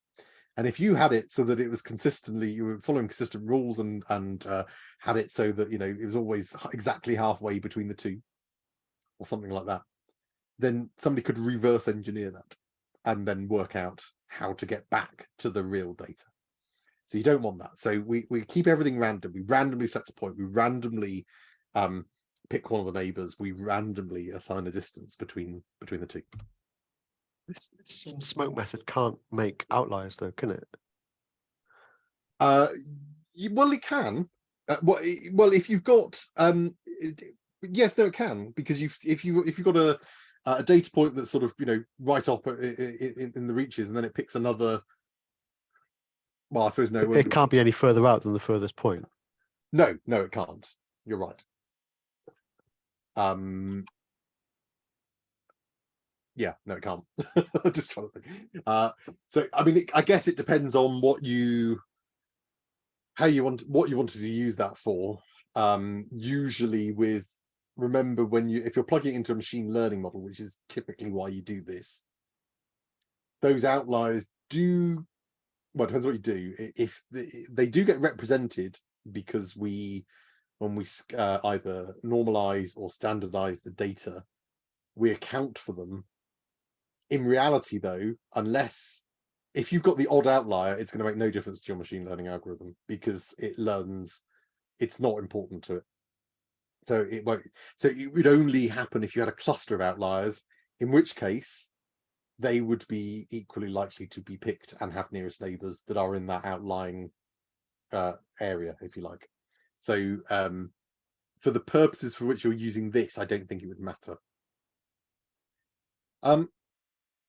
So that brings us on to the points that SMOTE will generate. So essentially what it's doing is it's creating floating point numbers. And it has to create floating point numbers. These are continuous numbers. But of course, that might not be suitable for our data, because it might be that our data contains integers, whole numbers. It might be that we've also got some binary or Boolean values in there, ones and zeros, true or false. Might be we've got categorical data in there. You know, things like, we saw that in the Titanic data. Where did they embark? One of 3 places they could embark, or, you know, which is it, module 1, module 2, module 3. These are categorical data points. So we need to, our SMOTE method will generate floating point numbers. So we need to be able to convert those back into these are going to represent the data in the format we need for our data set. Then we need a way in which we translate those floating point numbers back into the format we need them in. So here's how we could do this. So for integers, fairly straightforward, you've probably already guessed. What we'll do, we'll just take whatever the synthetic data floating point number is and just round it to the nearest integer. So if it comes out 1.7, then we'll say, okay, well that's a 2 for that data point. So maybe an example might be, you know, one of your features is number of previous admissions. SMOTE will generate a number for that will be something like 1.7. So you would say, well, okay, we can't have 1.7 previous admissions, so we convert that to a 2. For binary or Boolean values, we essentially first code all of our data points in the original data as zeros and ones, and then we generate the synthetic data on that, and then we use the same approach as for integers. We just round to the nearest integer. And remember, because SMOTE only takes only creates data points between two data points, you'll never get, it'll only be a 0 or 1 that is a selected value on that dimension. And so you'll never have a situation where the generated data point for that axis will be less than 0 or greater than 1. So we can just round down or up and get a 0 or 1, false or true. So they're fairly straightforward. Integers fairly straightforward. Binary, we just turn everything to 0s and 1s first, and then if we get a 0.3 come out, we'll say, well, that's a 0. 0.7, we'll say that's a 1. Categorical, there's a few extra steps. So you may have noticed this in the Titanic data already, but if you haven't, let's just talk about it. So when we've got categorical data, now all of the data that we feed into a machine learning algorithm needs to be a number. Computers fundamentally deal with numbers. So we have to make sure we've got a numeric representation. And we talked about this morning in neural networks, we are feeding through tensors of numbers. So everything must be a number. And you'll see why when we get onto natural language processing next week. Of course, we're dealing with text, and how we then have to take special measures to try and convert text into numbers, which allow us to do natural language processing. But for this, where we've got our data for a machine learning model like this, when we've got text fields like this, it usually means it's one of a number of categories. And so it might be, for example, we've got our patients down here, we've got 5 patients, and they could be on one of 4 wards. What we can do is something known as one-hot encoding. And that's a very fancy name, but it just basically means you list out all of the possible values for that categorical feature as separate features. So you don't just have a feature called ward. You have, if there are 4 wards, you have 4 features, one called ward 1, one called ward 2, one ward 3, and one ward 4. And then for each of those columns, each of those features, you have a value, either a 0 or 1, to say whether the patient was in that ward. So here we can see we've got a 1 in ward 2, but a 0 for the other 3. That means the patient was on ward 1. Here, the patient was on, they're on ward 2 there. This one, they're on ward 1. This one, ward 3, etc. Okay. Now, you're probably already starting to clock. Hang on. If we've got quite a few categorical variables in our data, that's going to increase the number of features that we have to put in our machine learning quite substantially. And yes, it will. So that's something to be aware of, that you might think you've only got, 10 features, 20 features, but if those are categorical features, you're going to need to one-hot encode them, and every possible value is going to need to be a separate feature. Okay, that's how we get them into numbers, process known as one-hot encoding. So we can do that for the real data. Then when we generate the synthetic data on that, in much the same way as for the binary, the Boolean approach, we then just are taking numbers between 0 and 1, creating a synthetic data point between those 2 numbers. So we'll end up with a floating point number between 0 and 1 for each of these features. So remember, here in this example, we've got 4 features, each representing wards, ward 1, 2, 3, and 4. So we'll end up, when we create synthetic data using SMOTE, with a floating point number between 0 and 1 for each of those features. Okay. Now the patient can only be on one of them. It's one-hot encoded.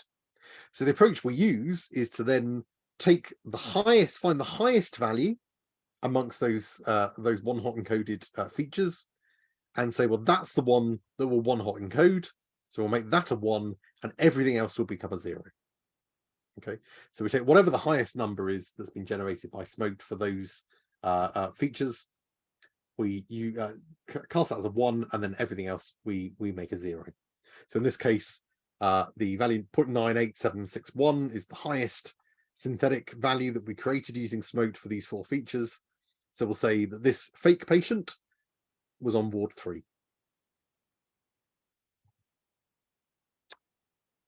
And that's basically it. That's SMOTE in a nutshell. So it's pretty straightforward.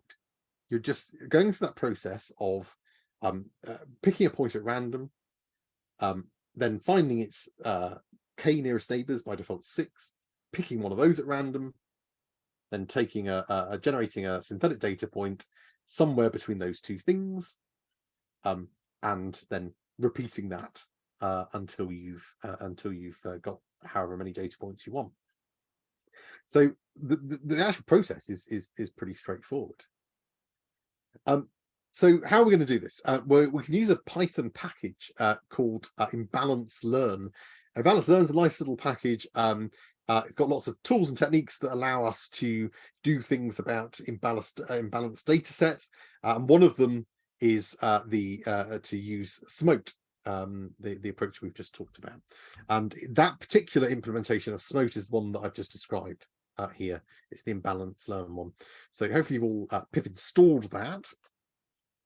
So when we use the implementation of SMOTE and imbalance learn, the way in which this one works, we need to provide it with the final number of data points for each class, which consists of all of the data points in the original data for that class, plus however many fake ones we want on top. Okay. So let's think about an example. Let's imagine we've got two classes, 0 and 1. And for class 0, we've got 100 data points. And for class 1, we've got just 50 data points. And let's imagine, and this isn't a very realistic example, but just for the purposes of making it simpler to explain, let's imagine we wanted to rebalance our data so that we've got 200 points for each class. Okay, so that means that we'll need an additional 100 for class 0 and an additional 150 for class 1. So here's how we tell the imbalance learn SMOTE implementation to do this. We'd first tell it how many total data points that we'd need. So for class 0, we're going to need to tell it we need 200, and for class 1, we need to tell it we'll need 200. But in class 0, that will represent 100 real data points that we've already got. I should say plus 100. I've just confused myself there. Apparently I can't add up 150. And then here for class 1, it should be, we've got 50 original data points, so we need 150 new synthetic data points. So by telling SMOTE that initially, it knows that essentially it's got 200 slots to fill for each class. Okay. So for what it'll do first, it'll fill those slots with the original data for each class. So for class 0, it'll fill up those 100 original data points, and then for class 1, those 50 original data points. These are the real data points that we've got. Then, as it generates the new data points, it will fill in the remaining slots. So we'll have 100 new synthetic data points for class 0 and 150 new ones for class 1. That means that when we want to grab out the synthetic data, if we just want to use it to use the synthetic data instead of the real data, we can just start grabbing it from however many after however many original data points we've got. So from here, we'll just say, right, okay, grab everything from the 101st record onwards. And that'll give us the purely synthetic data. And for this one, everything from the 51st data point onwards would be the fake data. Okay. Now, the example I've just described is obviously for a situation where we want to augment the number of data samples, which is probably what you will be doing using this for most of all. You haven't got enough of a certain class, you want to boost it up a bit. You may not necessarily want them to be identical in terms of the number of samples, but that's essentially why you're doing it. So in the example I've just talked through, we'd use both the real data and the synthetic data in our model. We just need more of each. But of course, you might also want to generate synthetic data to use instead of the real data, because you want to publish it or share it or whatever. In which case, you're only going to be using the synthetic data. And so the split, so whereas before we were talking about, okay, we need to increase them both up to 200. That changes the balance, because before we had 100 data points for class 0 and 50 data points for class 1. So we only had half as many data points in class 1 as we did for class 0. But if we're intending to use our synthetic data instead of the real data, we probably want to keep the balance the same, because we're not doing it because we want to create more examples because one of the classes is underrepresented. So instead there, we would use the same balance. So we say, okay, well, we want to there were 100 class 0s and 50 class 1s in the original data. We're going to create some synthetic data to use instead, and we'll keep the balance the same. We'll have 100 class 0s and 50 class 1s. And I flag that up because in the exercise that you're going to be doing this afternoon, that's how you're going to be doing it. You're going to be looking at the Titanic data, and you're going to look at the balance between survived and died, and you're going to recreate that balance with synthetic data. So that's the opposite of what you would do if you were using this to create additional data that you'll use as well as the real data. So you need to think about why you're creating the data. So when we generate the synthetic data, we have to remove data points that are identical or very close to real world data for obvious reasons, because what's the point of creating synthetic data if you're then going to create data that's exactly the same as the real data? That therefore it no longer is questionably synthetic data. You just happen to have recreated some real data. So we need to be aware of that, and that we can do that with our approaches. We can end up recreating existing data points. So we need to make sure that the fakes that we come up with are good, but they shouldn't be so good that they are spot on to our original data. So typically, once we've generated our synthetic data, we want to remove anything that is identical to real world data. And that includes anything that is so close that we can consider it identical. You know, somebody with, trying to think of an example. If you had a continuous variable with 45.679, and then you created a synthetic data point that was 45.678, you'd probably consider that to be identical. It's so close. We also, though, as well as these identical or things we consider to be identical points that we want to remove, we also tend to remove a certain percentage of our synthetic data points that are not identical, but they are the closest to the real world data points. Now, what that percentage will be will depend on you and your data and what you want to do. 10% is a good example to go with. Essentially, you say, get rid of the 10% that's the closest. But it might be that you want to do a more in-depth analysis. It might be that if you've got a lot of, depending on the way in which your data is structured, you could end up with a lot of situations where the data is very close, and so you might want to opt that percentage. Or you might have a data set where you just won't get that. You will have it'll be much more sparsely distributed, and actually even the 10% that are closest wouldn't be that close, in which case you might want to adjust it. But if in doubt, just go with 10% and see what happens, and then play around with it from there. Now, because we're going to have to get rid of some of them, either because they're identical or effectively identical, or because we want to chop out a percentage that are the closest, then it's good practice when we're generating our synthetic data points to generate far more than we actually think we need, i.e. double them. So if you want 100 extra, generate 200, because you're going to have to chop out a load of them. Okay, so you can still sample from it to get, if you end up with then you've still got more than you need, you can just take a sample from it. And you'll see an example of doing that this afternoon. So the way in which we assess whether a data point is too close, again, in the same way as we generated the data points, we use the Cartesian distance, albeit in multiple dimensions and not in the simple two-dimensional space that we're visualizing here, but essentially that's what we would be doing in multi-dimensional space. So our real data points here in blue, are synthetic data points in purple, and then we basically look to see what's the closest data point to this synthetic data point. What's the closest real data point? We're not worried about synthetic data points because they are themselves fake. What's the closest real data point to each of these new synthetic data points that are created? And so you might have the same data point might be the closest neighbor to, so in here, we've got two brand new synthetic data points, both of which are, this is the closest real data point. And these may all be acceptable, but that one might be a little bit too close. Okay, blimey, I got through that quite quickly. Okay, in which case, any questions?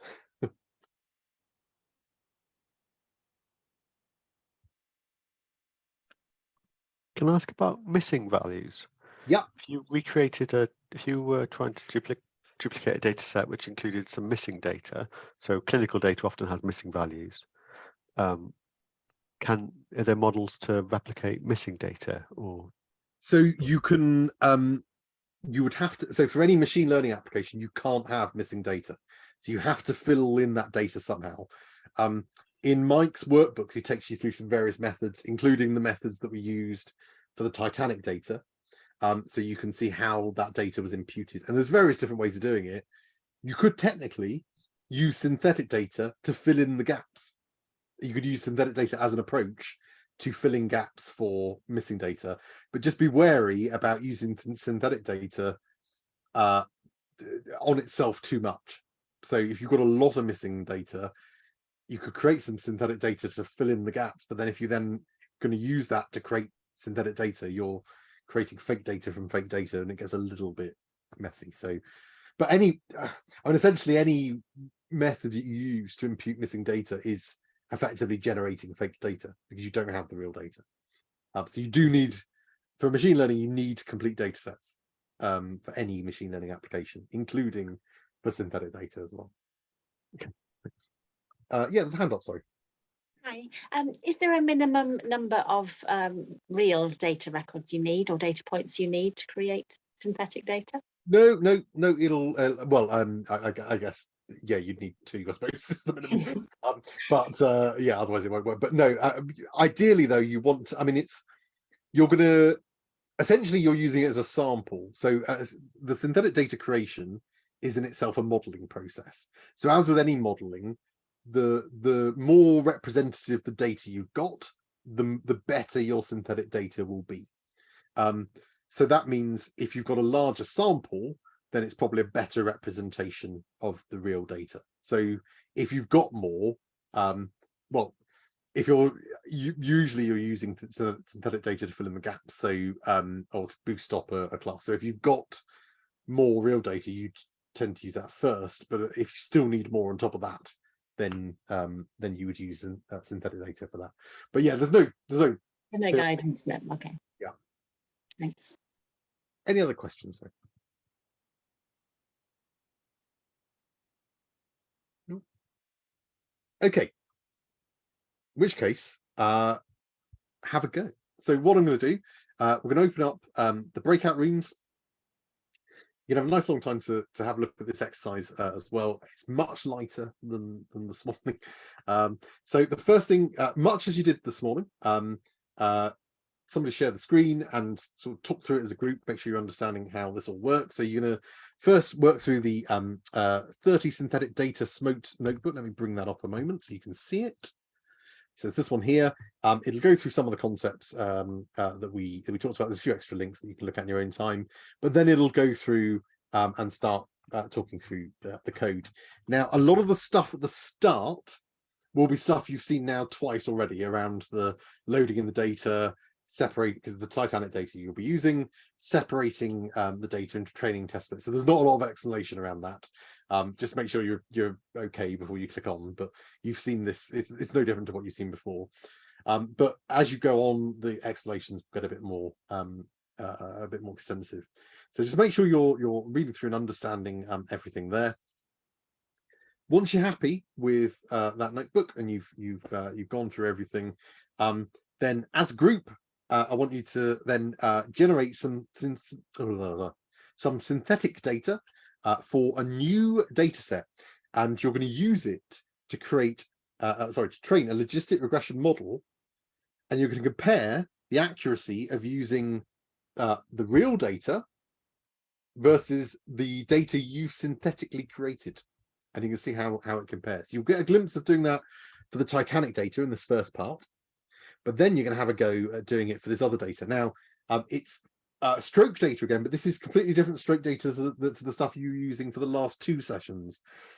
So the data I've got here is actually from a Kaggle data set, much like Titanic. I've been very nice and I've pre-processed the data for you, because obviously we haven't explicitly gone through the pre-processing stages. We've glossed over that. Just be aware, when you come to, if you decide to do a machine learning project, you're going to need to do pre-processing of your data. It won't come nicely packaged, ready to go into a neural network or a logistic regression, because of all these things that we've talked about. Everything needs to, there can't be anything missing. Everything needs to be a number. You need to one-hot encode categorical variables. All that sort of stuff you're going to have to do. None of that is particularly complicated. It's just time consuming. And as we've mentioned, there are pre-processing notebooks in Mike's materials and the Titanic materials that will take you through that kind of stuff as well. It's not very exciting though, and it's not particularly difficult. It's just time consuming. So for the purposes of the teaching, we're just giving you stuff that is nicely ready for you, so you can focus on the harder stuff. But just be aware that if you come to do this in reality, you're going to need to go back and read the pre-processing stuff and get your data in a nice format first. But I've done this for you for this data. So the data set that I've got, if I should click on the link, now you don't need to, I only supplied you with the link so you can see where it's come from. Don't use this data though, because this is the raw data and then you'd have to pre-process it.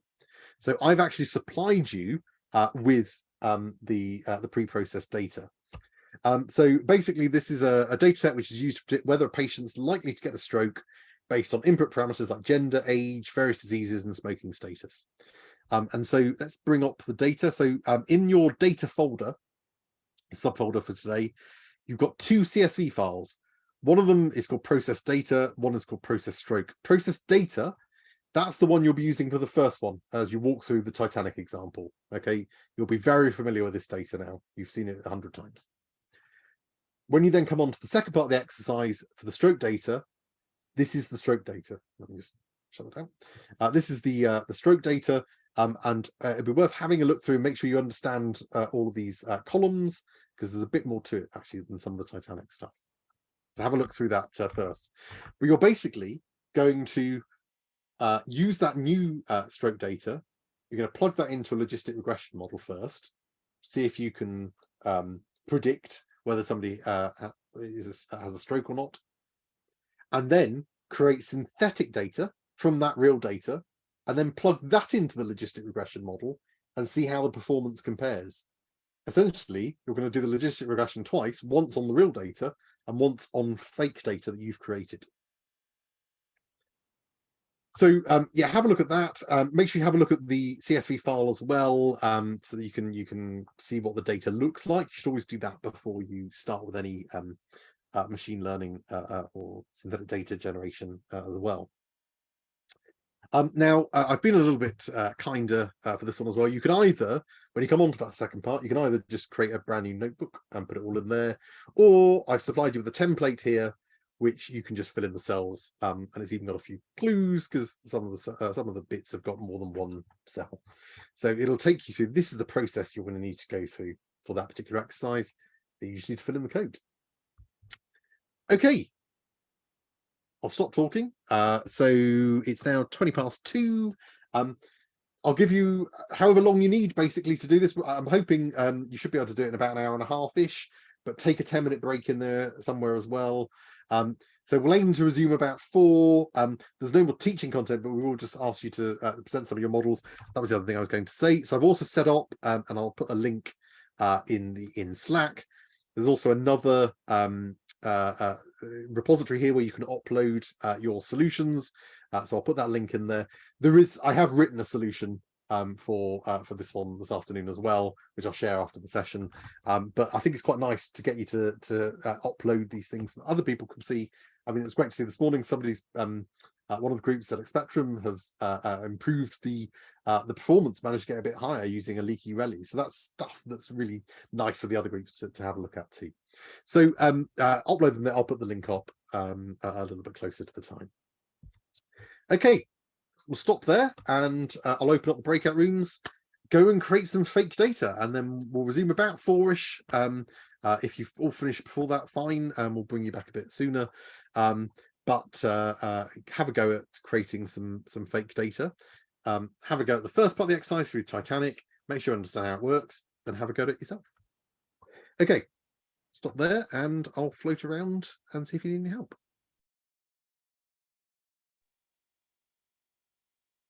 Okay, welcome back. So I managed to get around most of the rooms, and it looked like you're all sort of getting on okay with this, and I think managed to most groups I think managed to get there with that. Hopefully what this has shown you this afternoon is that you can create, using a fairly straightforward method, you can create synthetic data that can take the place and perform just as well when used as the input data for a machine learning algorithm. You've seen a couple of examples where the performance is pretty much bang on for both of those. Now, in reality, of course, you'll probably end up using this more. You might use it in terms of, I want to use this data instead of the real data. But in reality, you'll probably end up using this more as I need more examples of this classification in my model. So by taking this kind of initial step first, what you're effectively doing is kind of proving that, okay, well, it looks like generating the synthetic data from SMOTE for this data set, the performance is comparable between using real and synthetic data. That then gives me confidence that I can now generate some more examples of where people have this condition, or where that people have been omitted, or whatever your underrepresented class is, because you've kind of demonstrated that the synthetic data is a good match for the real data for that particular data and for that particular model. So it's quite a nice little set you can use to kind of build confidence that using the synthetic data and generating more examples using this approach will work well for your data set. Did anyone have any sort of questions or anything about any of what we've covered this afternoon? Yes, we did. Okay. So we looked at the similarity. So we looked at the point and the closest similar point. And the thing that we were surprised about was that they weren't similar at all. So, for example, we had a 73-year-old guy who was married, and the most similar person to him was an 18-year-old person who was not married. And we just thought that was really, I mean, not that it's not working, but it's just strange that that was the nearest point to that other one. Yeah.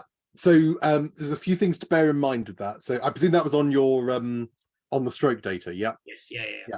So a few things to bear in mind. First of all, by the time you've got to that point, you've removed everything that's either identical or which you've classified as being identical.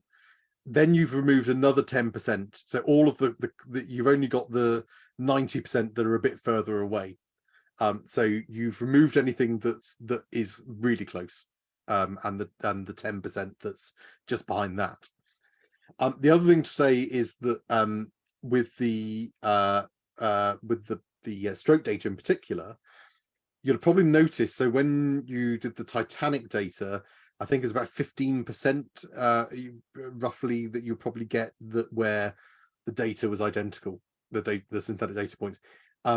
You're looking around 0 for the stroke data. Because of the nature of the data, it's a much more sort of sparsely populated data set with a much sort of wider range, which kind of means that whereas you're generating synthetic data points, even the closest ones, because it's more sparsely populated, are further away. And the other thing to say is it's quite difficult sometimes to identify things that are close when you're looking at it in that way, because of course it's fine if you've got 1 or 2 features, but you've got even more features in that stroke data, which means you're looking at proximity in multi-dimensional space. So things can look as though they're actually really far away, but they may be close in multi-dimensional space, however many features you've got for that data set. So it'll be a combination of the fact that the you've got rid of anything identical, which there isn't much of, but then another 10%. So the 10% closest have gone. That data set is more sparse, far more sparse than the Titanic data set, and more spread out, which means that the synthetic data points that you create are not going to be as close to things generally as they were in the Titanic data. And even those that are closest may not appear that close because they're in multidimensional space. Does that make sense? It does, yes. I've got another question, actually, if that's all right. Yeah, sure. So I'll just going to very quickly try and put my screen on just to be easier. So we drew the graph with the diagonals and the blue blobs, and it doesn't appear to work very well. And so we just wondered what about the data set meant that it was failing? Oh, good question. It's not necessarily failing. It's obviously, again, I suspect because it goes back to the Titanic data, which is tighter. So a lot of the ranges in the Titanic data I think you've got stuff like how much fare they paid and whether they were male or female and how many siblings. All of those things are fairly tight in terms of range. Even fare, it's there's only so much it goes up by. Whereas in the model you've got for stroke, you've got some quite wide-ranging stuff. Age, I think BMI's in there. There's some quite sort of wide-ranging data which spreads out your data set, which means that you're not going to see the Titanic data was a bit more sort of tightly defined. So you would expect to see from generating a relatively small sample of synthetic data points, as long as the algorithm is working okay, a relatively good correlation between the standard deviation and the mean for synthetic versus real. With this one, you'd probably need to take far more. If you generated many more data points, synthetic data points, you should see that start to conform a little bit better. But it's because of the sparseness of the data, I believe. So we shouldn't use, if we produce a graph like this, the data, we shouldn't use it. It's not, we need to make more data, you think? It depends what you want to use. I mean, so obviously you can generate, so that gives you some information, but if the purpose of using the synthetic data is then to, as it was in the exercise, to then say, okay, well, we're going to use that instead of the real data, and then you find you'll get a comparable performance, then I would argue that's more important than this. It depends how you want to use it and how it might be used. I would probably, that might, by generating this, that might indicate, well, maybe we should generate some more data points to be a bit more comfortable about that. But I have to say, I mean, with I think from memory, the training performance, the performance of the stroke data in synthetic versus real is even close. I think it's almost identical, if not identical, compared to what the Titanic data was. So I wouldn't be too concerned about that, because for the purpose you want to use it for in this example, the ROC curve is your best measure, and the ROC curve is pretty good. Okay, cool, thanks. But yeah, it's an interesting point, and it's so obviously we just said sort of casually just double the number of synthetic, however many you're thinking of, just double it. Or sorry, however many you've got in the original data, just double it. That may not be always appropriate. It might be that you need to think of a different number depending on your data. And again, comes back into there's no right or wrong answer. It's a bit of play around with things and see what happens. But it very much depends on what you want to do with that data. I think if you were probably then moving on to augment one of your classes, you might want to be a bit more comfortable with it. For that purpose, you might then want to say, well, we'll generate some more data points, because then you're going to take a sample from it anyway. So if you're sampling because you want to retain the balance, because you want to augment the data, then I would probably create far more data points, because then you're just going to take a sample of those data points as well. Any other questions? Yeah, I just wondered about when it creates data, if there's a relationship between data points that are being created. So, for example, you had pulse, blood pressures, and GCS, for example. how does SMOTE take care of ensuring that sensible values that are related kind of are created, or is it kind of dependent on that kind of multiplanar modeling that the values can only be replicated if they kind of match the positions of the other values that exist? So it Yes, kind of SMOTE isn't explicitly doing that, no. So it is it's just looking at those data points floating in multidimensional space, picking one of them, picking something in between. So it kind of is, because if you've got clusters of things together that, you know, if you've got high BMI, you've also got high X, and therefore those things tend to be clustered together, then SMOTE will you know, it's not identifying that pattern, but it because of the nature of how it works, it's going to generate data points around that, because it's looking for nearest neighbors, but it's not explicitly doing that, no. So you could theoretically end up with a situation where you had you know, a very odd BMI or something for this variable value over here. But generally speaking, because of the way in which you're plotting your data points in that multidimensional space, if you've got correlations between them, they are naturally clustered in a particular sector of that multidimensional space, and therefore SMOTE will be looking at those neighbors to generate points. Thanks. Any other questions? Sorry.